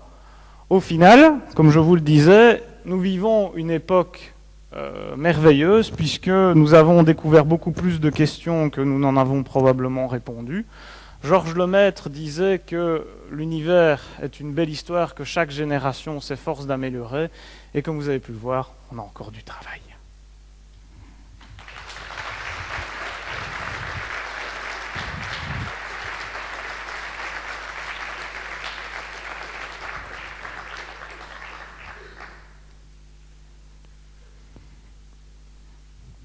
Voilà, on revient sur Terre, juste quelques instants. On va passer à la séance de questions. Qui ouvre le bal? Claude.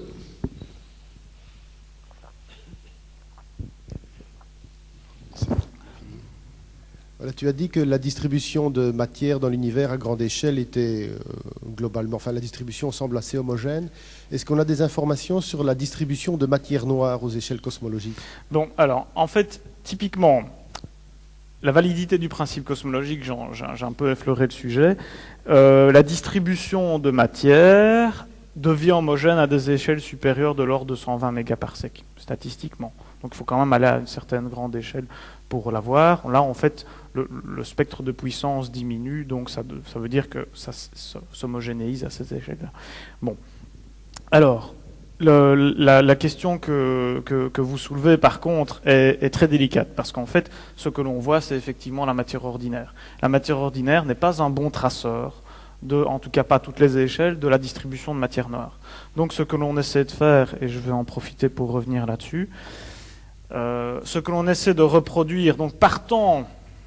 Alors, voilà, je vais montrer ça me permet de montrer ça.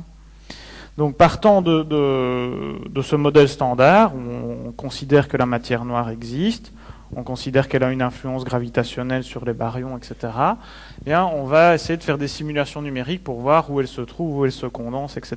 Alors comme je le disais, ce n'est pas un bon traceur, en tout cas pas à toutes les échelles de la matière ordinaire. Pourquoi? Parce que la matière ordinaire, c'est du gaz, ça va s'effondrer, il va y avoir des phénomènes de réchauffement, on va allumer des étoiles, ça va introduire un feedback avec des ondes de pression, etc. Tandis que la matière noire, elle, ne subit pas la radiation. Donc il n'y a pas de phénomène de refroidissement, réchauffement, etc. Donc par exemple, la matière noire va tout le temps collapser, etc. Bon, en plus, la physique de la matière noire, on ne la connaît pas trop, donc on ne sait pas s'il y a des largeurs de diffusion, si elle est chaude ou froide, ou etc. Donc tout ça, ce sont des modèles, c'est une phénoménologie assez complexe que l'on met dans la chose. Et donc tout ça, c'est mis dans des simulations numériques pour essayer d'étudier ce qu'on appelle le biais cosmologique. Le biais cosmologique, c'est la différence entre la structuration de la matière ordinaire et de la matière noire. Et qui est due à des paramètres de densité différents, donc à des proportions différentes, mais également à une physique qui est différente pour la matière noire, etc. Donc on essaie d'étudier ça par les simulations numériques, et la distribution de la matière noire, c'est particulièrement intéressant pour les expériences de détection cosmologique de la matière noire.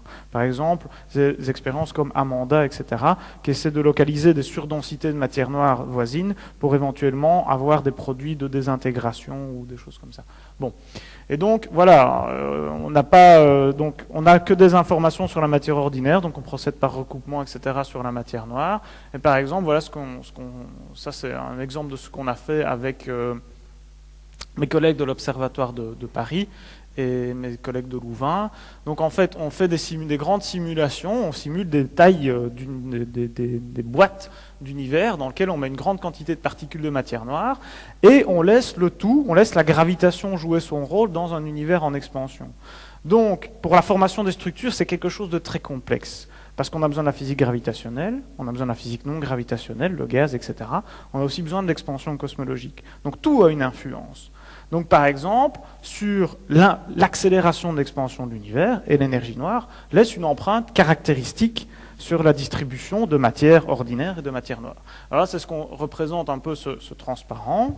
Vous avez ici une distribution, je crois que c'est une échelle de 32 mégaparsecs, qu'on observe. Donc ça, c'est le résultat d'une simulation numérique assez costaude qu'on a fait tourner sur une Blue Gene en France. Donc ça, il y a plusieurs dizaines de milliers de processeurs qui ont calculé la chose. Donc vous voyez la structure filamentaire, ça, on arrive à le reproduire. Bon. Après, il faut regarder un peu précisément la statistique, mais voilà. Donc ça, c'est ce que vous obtenez avec une énergie, une accélération de l'expansion de l'univers qui est donnée par ce qu'on appelle la constante cosmologique. C'est un type d'énergie noire, un candidat. Donc regardez par exemple, à droite vous avez un zoom sur la structure qui se trouve au centre. Alors, donc vous avez un zoom sur la structure qui se trouve au centre. Bon. Maintenant, admettons que l'expansion de l'univers ne soit pas accélérée par une constante cosmologique, mais par un autre phénomène physique. Alors, voilà, avec la quintessence, comment se transforme la distribution de matière. Donc regardez à la fois la distribution à grande échelle, avec les amas, les filaments, et à petite échelle. Donc par exemple, la structure qui est ici n'a pas encore fusionné, etc. Alors, regardez par exemple le nombre de satellites, d'amas satellites. Ben, le nombre d'amas satellites est différent également dans chacun des modèles, etc. Et donc tout ça, on peut quantifier de manière statistique pour montrer que même l'énergie noire laisse une empreinte, à la fois, ça c'est la distribution de la matière noire, mais sur la distribution de la matière ordinaire. Donc on peut avoir des informations, mais c'est quelque chose de quand même pas piqué des verres. D'autres questions? Oui.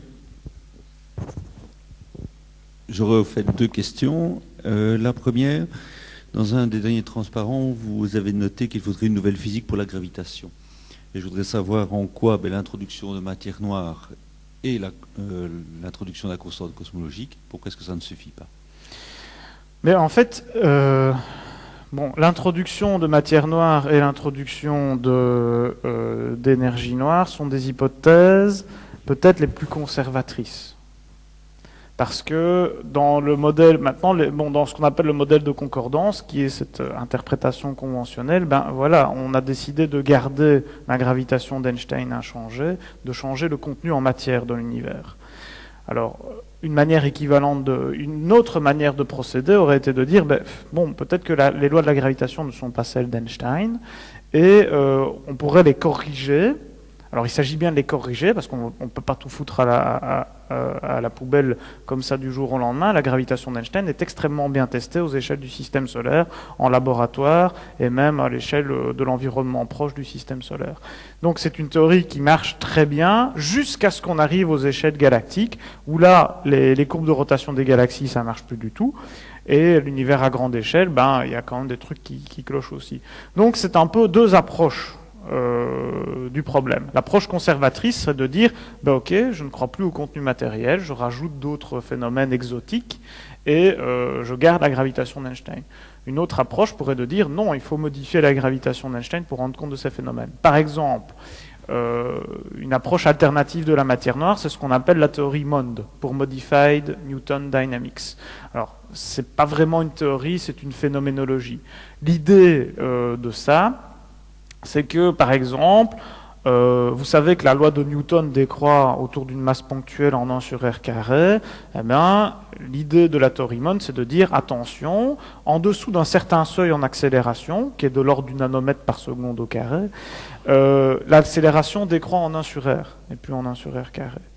Et donc, mais ça, c'est une approche tout à fait phénoménologique, qui a été suggérée par Milgrom dès les années 80, mais qui marche extrêmement bien pour la dynamique galactique. C'est remarquable le nombre de galaxies qui sont en accord avec ça, etc. Mais d'un point de vue théorique, ça pose des problèmes énormes parce que ça ne donne pas une théorie covariante, ou alors il faut aller en chercher une, mais elle est assez compliquée à écrire, un peu ad hoc, etc. Donc bon, c'est une approche, on peut modifier la gravitation, et c'est pas si simple que ça, parce qu'au final, le prix à payer pour modifier la gravitation est très lourd, et on préfère encore introduire la matière noire. Pour l'énergie noire, c'est un peu la même chose. En général, sauf la relativité générale, on va ressusciter la constante cosmologique qui avait été abandonnée par Einstein lui-même. Et donc, on a un paramètre en plus que l'on ajuste de manière assez fine pour rendre compte des observations. Mais là aussi, des approches alternatives existent. Moi, j'en développe quelques-unes, par exemple, et d'autres. Il y a tout un pan de la recherche qui se fait, où, par exemple, l'énergie noire peut s'interpréter par des modifications à grande échelle de la gravitation. Ces modifications peuvent venir, par exemple, de l'existence de dimensions supplémentaires, que l'on verrait aux grandes échelles. Ça pourrait venir, par exemple, aussi d'une violation de ce qu'on appelle le principe d'équivalence. Par exemple, l'intensité de la gravitation ne serait pas les mêmes aux grandes échelles qu'aux petites échelles. Ça peut venir aussi d'autres. Il y a toute une série de théories alternatives qui existent, qui étendent la relativité générale, qui pourraient expliquer ces phénomènes-là. Le danger, c'est que la relativité générale est une théorie très précise, on ne peut pas faire ce qu'on veut, on a des tests, etc. Et donc, il faut corriger les lois de la physique. Une autre intervention, question? N'hésitez pas, en profitez. Bruno, une question? Ah, je vais être déçu. Oui, une autre? Oui, merci, après c'est tout. Voilà, c'est à propos de l'univers plat. Oui. Bon, c'est extrêmement gênant de dire que la courbure de l'univers, pour qu'il soit plat, doit être exactement nulle. Elle ne l'est pas. Alors, est-ce qu'il faut dire que l'univers est plat ou bien simplement que sa courbure est extrêmement faible? Alors, il vaut mieux dire que sa courbure est extrêmement faible. C'est ce qu'il y a, mais vous allez voir qu'en fait, il se cache un argument un peu sociologique derrière. En fait, donc la courbure est extrêmement faible, donc on essaie par exemple avec des mesures de géométrie de voir si des objets de taille caractéristique apparaissent plus gros ou plus petits, avec des effets qui seraient dus par exemple à la présence d'un horizon, etc. Donc avec ça, on arrive depuis longtemps à caractériser la courbure de l'univers qui est trouvée comme extrêmement faible. Bon, alors c'est un problème parce qu'il faut expliquer pourquoi c'est justement aussi faible, parce que c'est un paramètre très particulier. Elle est fort vraisemblablement pas exactement nulle, puisqu'il y a une probabilité nulle d'avoir cette valeur particulière. Bon. Par contre, il y a quand même si vous prenez par exemple la détermination de la géométrie avec WMAP, donc avec le rayonnement fossile, vous allez trouver que le paramètre de densité totale, il vaut 1.02... pas de craie. Il vaut 1.02 sur le bureau. Excusez-moi. Ce qu'on appelle le paramètre de densité totale, oméga tot. Donc ça, c'est une mesure de la courbure de l'univers. C'est 1.02 plus ou moins. Voilà. Bon, ça veut dire que un univers plat,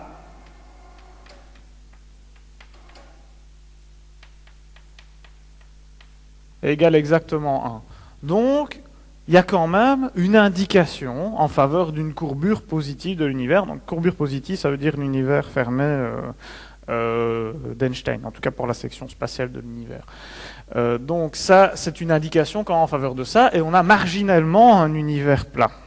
Bon, alors, suivant, après, je ne vais pas trop rentrer dans le détail, suivant comment vous faites l'analyse statistique, etc., l'argument peut être renforcé ou déforcé. Bon, donc, quoi qu'il en soit, c'est peut-être pas si plat qu'il n'y paraît, et alors là, il y a un problème quasiment sociologique qui se greffe, c'est que les théories inflationnaires qu'on a développées depuis une vingtaine d'années garantissent un univers hyper plat.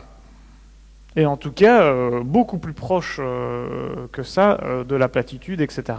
Et donc, si on avait, par exemple, si on a un univers dont la platitude c'est 1.01, il commence à y avoir des problèmes pour ces phénomènes d'inflation qui sont actuellement, qui sont extrêmement forts. C'est un bazooka.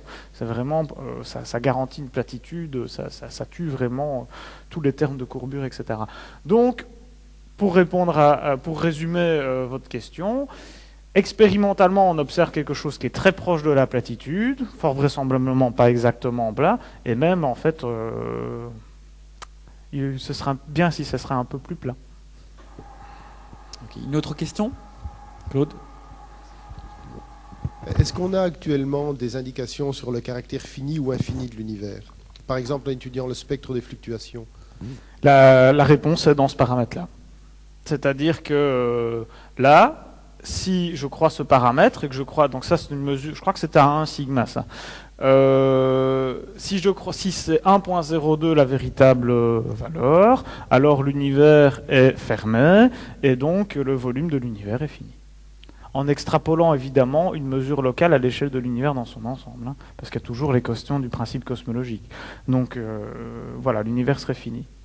En tout cas, ça c'est l'indication du rayonnement fossile. Voilà.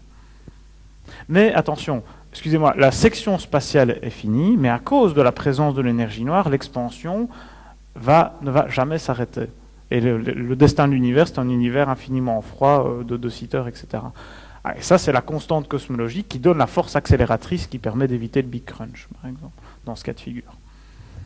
En fait, et je reviens sur un de mes dadas, en fait, on retrouve la prédiction qui avait été faite par Georges Lemaître, parce que cet univers fini, mais en expansion accélérée, c'était celui que Lemaître préférait, en fait. Visionnaire. Une autre question ? Jean-Claude ? Vraiment sans rentrer en détail parce que je n'y comprendrai rien, mais certains articles de revues de grande vocalisation parlaient récemment d'approches théoriques avec l'antimatière pour expliquer certaines choses. Alors sans rentrer dans l'explication de cela, est-ce que vis-à-vis de théories comme cela qui sont mises en pâture peut-être au niveau du grand public, le spécialiste que vous êtes a des réactions de sourire en disant ça fait vendre la presse, ou derrière des prospectives de ce type, il y a des choses intéressantes qui peuvent émerger? C'est-à-dire que je ne suis pas sûr de voir de quel modèle vous voulez parler en fait. Ben, je dirais, je ne peux pas résumer quelque chose qui m'échappe un peu, mais il y avait une explication qui semblait faire état de certaines des composantes de l'univers de la matière en développant la question de l'antimatière qui serait peut-être beaucoup plus présente dans des îlots non accessibles de l'univers et que ça pourrait résoudre un certain nombre de questions fondamentales qui sont posées. Alors, je crois que je vois, il y a une interprétation dont j'ai entendu parler, qui est de Gabriel Chardin, et qui introduirait une masse gravitationnelle négative pour l'antimatière. Bon, j'ai pas regardé les papiers de manière propre. Bon, il y a plusieurs, de toute façon, il y a plusieurs remarques qu'on peut faire par rapport à ces approches-là. C'est que, bon, si c'est la théorie de Gabriel Chardin, je connais le monsieur, c'est quelqu'un de scientifiquement viable. Bon, je suis peut-être pas tout à fait d'accord avec ce modèle-là, mais c'est pas du n'importe quoi. Mais bon, par exemple, pour l'existence de l'antimatière dans l'univers, ben, en fait, on n'a jamais... Enfin, on suppose qu'il y a une prédominance de la matière par extrapolation, parce qu'on n'a jamais observé de grandes collisions qui produiraient une quantité phénoménale d'énergie qui expliquerait justement ce genre de choses. Donc il faut que les îlots de matière et d'antimatière soient suffisamment disjoints. Bon, et après les effets pour avoir de l'énergie noire, par contre, moi, les histoires de masse gravitationnelle négative, c'est pas comme ça que ça doit être produit en fait. On peut le faire avec des théories effectives de la gravitation, mais je trouve que l'approche est un peu ad hoc de ce point de vue-là. Mais bon, ça c'est mon sentiment. Pour reprendre un peu le point de vue sociologique, il y a en fait, à cause de cet état de fait sur la cosmologie, il y a pléthore d'interprétations. Je veux dire, par exemple, avec mes collègues de l'Observatoire de Meudon, on a développé une approche intéressante qui permet de relier l'énergie noire à la matière noire, de manière tout à fait naturelle, par les propriétés un peu particulières de la matière noire. Donc c'est vraiment un modèle qui permet d'unifier les deux, et avec ça on sait interpréter 2-3 nouvelles choses en plus, donc c'est un modèle. Donc tout ça pour vous dire, sociologiquement, il y a pléthore de choses.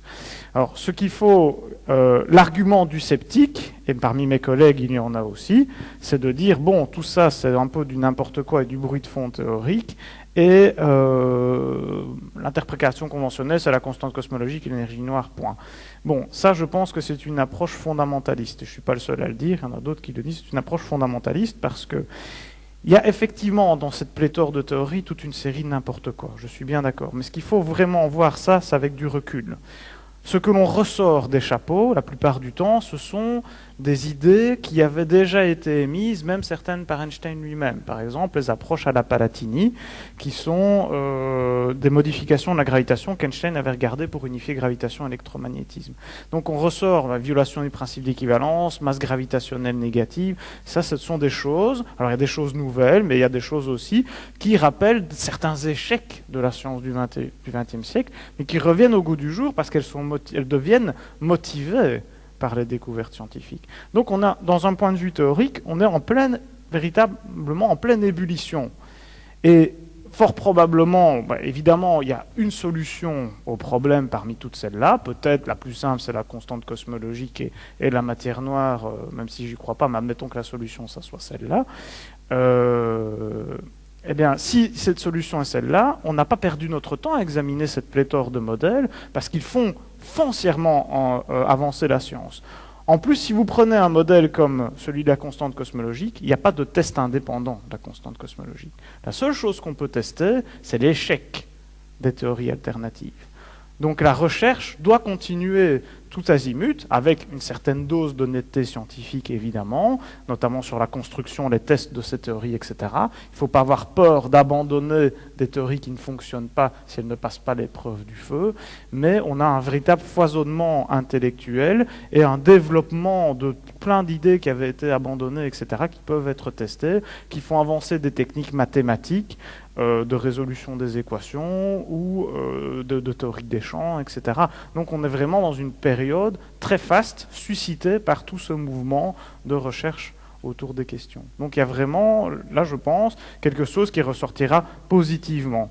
Par exemple, pour l'étude du principe cosmologique, une des hypothèses pour expliquer l'énergie noire, c'est ce qu'on appelle les back reactions. Donc c'est vraiment l'effet de l'inhomogénéité de l'univers à petite échelle sur les grandes échelles. Alors c'est un truc qui est relié à la non-linéarité de la gravitation. Et la question de la non-linéarité de la gravitation, c'est quelque chose qui est tout à fait épineux et qui, par exemple, est responsable de l'échec de la quantification, de la gravitation, de plein d'autres problèmes, etc. Et donc les techniques qui sont développées pour étudier les back reactions font appel, par exemple, à des aspects du groupe de renormalisation, des techniques mathématiques très évoluées qui sont développées. Et même si les back reactions ne sont pas la solution à l'énergie noire, on aura avancé dans notre compréhension profonde de la structure non linéaire de la gravitation. Donc tout ça, c'est très bénéfique. On vit vraiment une époque formidable. Autre question ? Il avait été question à un moment donné que par la théorie monde ou de monde, je ne sais pas comment il faut dire, on puisse expliquer la forme des galaxies barrées. Est-ce que oui. Oui, ça c'est mes collègues François Combe et Olivier Thierret qui ont fait ça. Ils ont fait des simulations numériques en incorporant la dynamique monde dans leur simulation numérique, et ils montrent qu'on a plus de probabilité, on forme plus facilement des galaxies spirales barrées dans cette gravitation modifiée qu'avec de la matière noire. Bon, alors ça c'est, comme je vous le disais, Mond a de fervents défenseurs et aussi de fervents détracteurs. Bon, je ne sais pas trop où je me positionne là-dedans, mais on va dire un peu au milieu. Il faut reconnaître qu'elle a des succès empiriques assez respectables. Elle a quelques échecs aux grandes échelles, etc. Et elle a un manifeste échec théorique, en tout cas, c'est encore loin d'être résolu d'un point de vue théorique. Donc bon. Donc il y a des arguments comme ça qui traînent en faveur de Mond, qui sont des arguments forts et qui poussent en fait à réexaminer la question de la modification de la gravitation pour rendre compte de la matière noire elle-même, pas seulement de l'énergie noire. Donc tout ça, ce sont des motivations à aller essayer de chercher une théorie propre de Mond, une théorie covariante, etc., qui serait propre.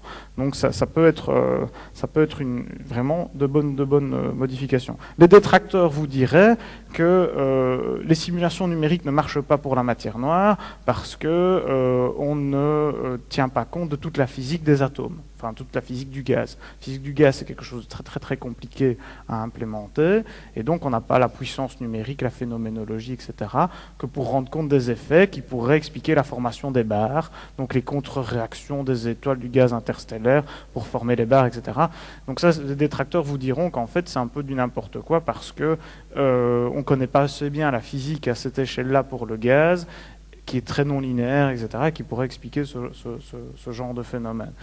Donc voilà, c'est un peu des questions d'école, etc. Tout n'est pas dans ces simulations numériques. Il faut aussi reconnaître effectivement que tout n'est pas achevé. Il y a encore beaucoup de questions en suspens qui nécessitent plus que de la puissance du calcul, un vrai travail de modélisation aussi. Même chose pour les propriétés de la matière noire. Comment se comporte la matière noire dans un milieu très dense? Est-ce qu'elle continue à collapser? Est-ce qu'il y a une pression qui apparaît? Est-ce que c'est la matière noire chaude, froide? Donc tout ça, c'est des choses qu'on doit mettre dedans et font que les simulations numériques, il faut prendre ça avec précaution. Une autre intervention? Oui. Oui. On va passer le micro, si vous voulez bien.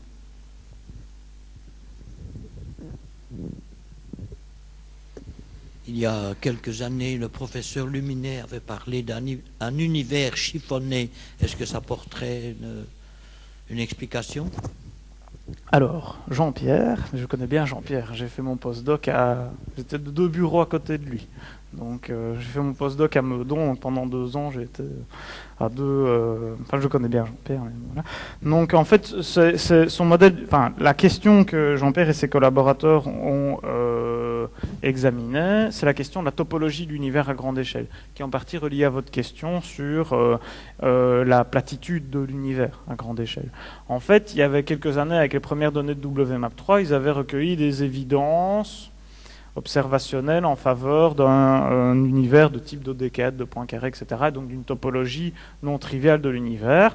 Alors ça n'a rien à voir avec la question de la matière noire et de l'énergie noire, parce que pour faire ce travail-là, Jean-Pierre et ses collaborateurs, enfin Jean-Pierre Luminet et ses collaborateurs ils ont dû remettre une constante cosmologique et de la matière noire, parce que ça n'explique pas la position des pics, etc.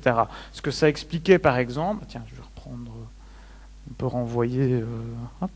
Voilà, les effets de la topologie, en fait, une topologie non triviale, c'est essentiellement ici, sur les très grandes fluctuations angulaires, donc vraiment à l'échelle de 90 degrés sur le ciel. En fait, l'argument de Jean-Pierre Luminet et ses collaborateurs était qu'avec une topologie non triviale, on permettait, vous voyez, c'est un peu, les points sont trop bas, il y a une perte de puissance aux grandes échelles, et donc ça permettait de tuer cette puissance-là et de descendre ici. Toute cette partie-là du spectre, elle est expliquée par la distribution en matière noire et en énergie noire. Donc ils avaient besoin de ça dans leur modèle pour le faire, et ça corrigeait simplement les 2-3 points. Bon, alors, je vais dire 2 choses. Je vais d'abord faire un argument critique, et puis je vais donner un argument positif. L'argument critique, c'est qu'en fait, vous avez vu la taille des barres d'erreur ici, c'est pour une bonne raison, c'est pour ce qu'on appelle des problèmes de variance cosmique, c'est-à-dire que c'est des grandes fluctuations sur le ciel, donc c'est vraiment des grands grumeaux sur le ciel, et des grands grumeaux sur le ciel, il n'y en a que quelques-uns dans la carte du ciel. Donc on n'a pas un échantillon statistique, d'aussi bonne qualité que pour les grumeaux à petite échelle. Ce qui explique que ça peut très bien être un effet, la perte de puissance que vous avez ici, ça peut très bien être un effet statistique de variance cosmique. Moi je pense que c'est plutôt ça. Mais voilà. Alors l'argument était, je trouve, un peu faible d'un point de vue statistique, parce qu'en gros il concernait que 3 points binés dans les données de WMAP, etc. C'était pas... bon, on peut mieux faire.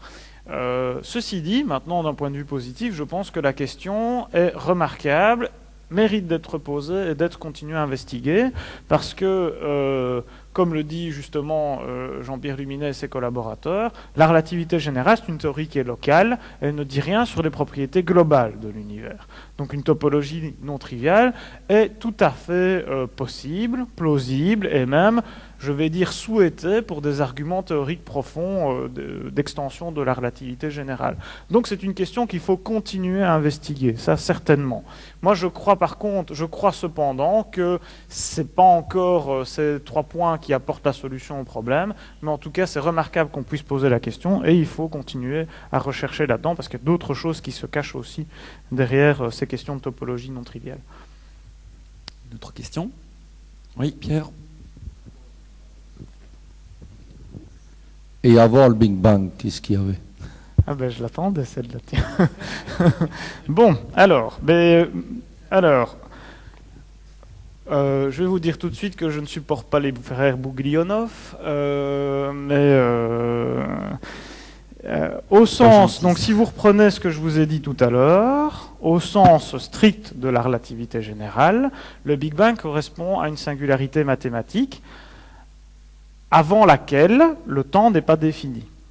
Donc la question au sens de la relativité générale standard, la question n'a pas de sens scientifique. Il n'y a pas de sens à poser la question qu'est-ce qu'il y avait avant le Big Bang, puisque le Big Bang c'est le début de la définition du temps. On ne sait pas répondre à autre chose. Maintenant, évidemment, ça veut bien dire que pour répondre à cette question-là, il faut éliminer le Big Bang de la théorie, ce qui ne peut se faire qu'en étendant la relativité générale, notamment en faisant un pas vers la physique microscopique et la mécanique quantique. Et il y a beaucoup de travaux qui sont faits dans ce sens-là pour résoudre ce qu'on appelle, c'est le problème du graceful exit, donc la sortie gracieuse qui permet d'éliminer le Big Bang de la théorie, etc. C'est d'ailleurs Edgar Günzig, qui était professeur à l'ULB, avait beaucoup travaillé là-dessus et fait des approches semi-classiques qui traitaient ce genre de problème, etc. Alors, évidemment, il y a d'autres catégories de personnes, comme les frères Bouglionov, qui ont fait beaucoup d'argent, mais pas beaucoup de choses intelligentes là-dessus, sur cette question. Et donc, pour répondre à votre question, au sens standard de la théorie, la question n'a pas de sens. Et pour répondre à la question, il faut éliminer le Big Bang, et donc la question n'a pas de sens non plus. Donc, en gros, soit on a un Big Bang et il n'y a rien avant le temps, soit il n'y a pas de Big Bang. Une autre intervention? Oui, Bernard. Si on ne veut pas éliminer le Big Bang, comment on définit la matière qui existe à ce moment-là? Alors, attendez, qui a posé la question? C'est moi. Ah, voilà, excusez-moi, vous pouvez reposer? Oui, si on ne veut pas éliminer Oui. le Big Bang, comment on définit la matière baryonique qui existe à ce moment-là? On ne peut pas, donc il faut éliminer le Big Bang. Non, mais soyons clairs. Mais c'est une question qui est assez profonde et intéressante. La singularité du Big Bang nous dit que la théorie cesse de s'appliquer à un instant, à un certain moment dans le passé. Donc si on veut continuer à faire de la physique, on doit dépasser la relativité générale. Donc on ne peut pas, dans le cadre actuel, rien qu'avec la relativité générale, on ne peut pas décrire, ni même avec la mécanique quantique non plus, ces états de densité infinie, etc. Donc on doit résoudre le problème de la singularité du Big Bang dans la théorie. C'est un problème de gravitation quantique. Et alors il y a, par exemple, l'équipe d'Ashtekar aux États-Unis. Ashtekar qui est un très grand relativiste. Ils ont pas mal avancé sur cette question avec des questions de gravitation quantique et on commence maintenant à avoir des solutions à ce problème du Big Bang avec des concepts de gravitation quantique. Donc ça nous permettra de décrire le comportement de la matière au voisinage d'un truc qui ressemblait au Big Bang, puisque le Big Bang est éliminé de la théorie. Donc dans des conditions extrêmement denses et chaudes, de concentration extrêmement élevée. Au voisinage, mais alors il faut admettre que la matière est apparue d'un seul coup. Ben, encore une fois, vous savez, on fait de la science, on est toujours obligé de partir d'axiomes, d'hypothèses de base, etc. Donc dans ces problèmes-là, quand vous éliminez le Big Bang, vous étendez la solution vers des temps infiniment lointains dans le passé. Donc vous éliminez le problème de commencement physique, de création physique de l'univers, plutôt commencement physique de l'univers. Donc éliminer le Big Bang, très souvent, ça équivaut à en fait trouver un prolongement, si vous voulez, pour, je vais vous le tracer comme ça, c'est trouver ce qui s'est passé à ce moment-là. Ça, c'est l'histoire de l'univers qu'on a vu nous. Alors je vais le démarrer comme ceci. Ça, c'est l'univers tel que je vous l'ai décrit dans la conférence. Alors, dans le modèle, si je fais un zoom ici, voilà. Alors, dans les modèles de Friedmann-Lemaître, on a ceci, avec une pente infinie pour la zone qui se trouve ici, et qui commence exactement à 0.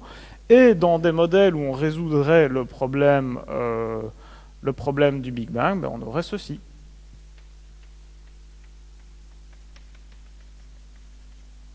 en remontant infiniment le cours du temps, éventuellement en saturant éventuellement une valeur constante ici, etc.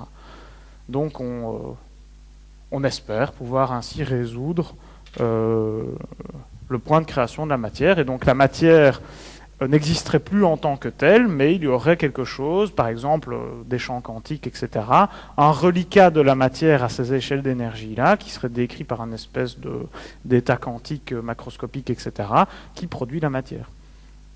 Est-ce qu'on ne se rapproche pas des branes, des feuillets, Si, tout à fait. C'est pour une des manières de résoudre ce problème-là, puisqu'il faut dépasser la relativité générale, c'est d'introduire des dimensions supplémentaires. Et il y a plusieurs modèles de cosmologie des cordes qui permettent de faire ça. Donc après, il faut trouver les prédictions de ces modèles-là pour les vérifier, parce que bon, les traces, elles ont bien disparu. Mais vous savez, de toute façon, la matière est indissociable de la gravitation. Hein, c'est le message essentiel de la gravitation d'Einstein. C'est que matière, c'est courbure de l'espace-temps, et gravitation, c'est matière. Donc c'est deux aspects d'une même chose. Dans ces modèles sans Big Bang, en fait, la matière se transforme en des états, la matière que l'on connaît, en fait, se transforme dans des espèces d'effets quantiques associés à la gravitation, fluctuations d'énergie, etc., qui peuvent être vus comme des fluctuations gravitationnelles. Tout ça c'est relié. La théorie ne va jamais vous dire, et bouf, apparue l'équation d'Einstein. On part de l'équation d'Einstein ou d'une équation. La science est faite comme ça. On introduit des axiomes, on n'explique pas d'où ils sortent. On n'a pas toutes les clés. Encore des beaux jours pour la science-fiction? Oh, vous inquiétez pas. Oui, on a certainement. Mais on est en plein dedans, hein, la science-fiction, vous savez. Une autre question? Oui, là devant. Oui. Joseph? Moi, je partais du principe bien connu de tout le monde que rien ne se crée, rien ne se perd, tout se transforme. Donc, si c'est une chose acquise, il y a quand même quelques exceptions. Le temps, par contre, lui, se perd. Alors, si on reprend le point de vue actuel, c'est-à-dire que toutes nos analyses et celles que vous avez exposées sont faites sur une échelle bien connue qui est le temps, puisqu'on fait des observations dans le temps, on fait abstraction de la notion de temps à part entière. Alors moi, je pars d'un autre point de vue en disant, et si on considérait le temps comme étant lui-même de la matière et qui est une transformation de l'énergie sous une forme que nous ne maîtrisons pas maintenant? On pourrait utiliser une autre base et une autre échelle de mesure et refaire un ensemble avec le tout sans considérer le temps comme nous le concevons aujourd'hui, c'est-à-dire le temps qui passe et qui se perd. Alors je crois qu'il y a pas mal de...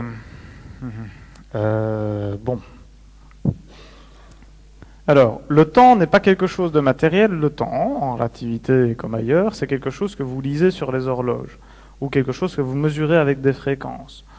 Le temps, comme les coordonnées spatiales, parce que c'est exactement la même chose, c'est quelque chose qui sert à repérer les événements dans l'espace-temps. Donc c'est pas très correct de dire que le temps se perd, etc. La véritable question, c'est la flèche du temps. Pourquoi est-ce qu'il y a des phénomènes irréversibles? Et pourquoi est-ce que, par exemple, l'univers... pourquoi est-ce que la flèche du temps correspond à la flèche cosmologique, par exemple, celle dans laquelle l'univers est en expansion? Donc la véritable question, c'est ça. Il n'y a pas de... le temps n'a pas une substance matérielle en tant que telle qui se perdrait, etc. C'est quelque chose qui est certes influencé par la matière, parce que la mesure que vous faites sur vos horloges, elle est influencée par le champ gravitationnel qui est produit par la matière, mais en tant que tel, le temps, c'est une mesure comme une autre, associée à la matière. Donc maintenant, les arguments intuitifs que vous donnez, en fait, se retrouvent un peu dans la relativité générale, mais formulés de manière beaucoup plus... à la fois formelle et peut-être proprement, en reliant proprement ce qu'est le temps, ce qu'est la matière, etc. En fait, en donnant un lien entre la matière et l'espace-temps. Parce qu'en relativité générale, espace-temps et matière, c'est la même chose, puisqu'ils font partie d'une même équation, en fait. Donc maintenant, ça c'est l'argument formel. intuitivement parlant, c'est très difficile de concevoir que matière et espace-temps sont la même chose. Pourtant, c'est ce qu'on observe dans les équations, dans certains phénomènes comme l'évaporation des trous noirs, etc. Il y a des choses comme ça. Donc bon, c'est un peu de mal à répondre plus précisément à votre question parce que je pense qu'elle n'est pas formulée complètement adéquatement, en tout cas dans le langage que nous utilisons. Dernière question. Bon, oui, mais je vais essayer de la poser moi alors. Pour l'instant, on est en train de remettre en route le LHC au CERN. Alors, je ne suis pas du tout spécialiste de tout ça, mais on dit toujours que c'est pour récupérer pour mettre en évidence le fameux boson de Higgs. Mais toute cette matière noire, est-ce qu'on espère mettre en évidence des choses expérimentalement? Est-ce que c'est lié aux manips qu'on va faire aussi? Ou bien ça va rester pendant longtemps cette espèce de matière magique qui résout les problèmes? Ah non, elle est activement, c'est un des premiers objectifs scientifiques du LHC. En fait, à la limite, c'était même, on espérait trouver le boson de Higgs bien avant. On espérait déjà le trouver dans le LEP, etc. Et on a récupéré cet objectif scientifique parce qu'on n'a pas réussi à le mettre en évidence de manière sûre auparavant. Mais le LHC a été construit en grande partie pour à la fois les problèmes de matière noire, les problèmes de supersymétrie qui sont reliés, et d'autres problèmes. Donc pour explorer toute la physique au-delà du modèle standard. Et dans cette physique au-delà du modèle standard, vous avez les candidats à la matière noire. Donc effectivement, un des objectifs scientifiques principaux du LHC, c'est de produire des particules de matière noire. Alors, ces particules de matière noire seraient produites désintégrées très rapidement ou en tout cas échapperaient au détecteur. Donc, on essaierait de les voir de manière indirecte, etc. Et on pourrait les produire si elles ont le bon goût d'avoir une masse qui se trouve dans l'échelle d'énergie accessible au LHC. Mais sinon, c'est un des objectifs scientifiques primordiaux du LHC, c'est de trouver la matière noire. Et si possible, de le trouver avant les autres expériences de détection cosmique. Ça serait pas mal non plus. Mais voilà, c'est clairement un des premiers objectifs. Et si on échoue, ça veut dire que soit la matière noire n'a pas eu le bon goût d'avoir une masse qui était accessible dans l'accélérateur, soit qu'elle n'existe pas. Et alors il faut chercher du côté modification de la gravitation. Bien, merci beaucoup. Alors je pense qu'on va applaudir encore une fois André Fusfa.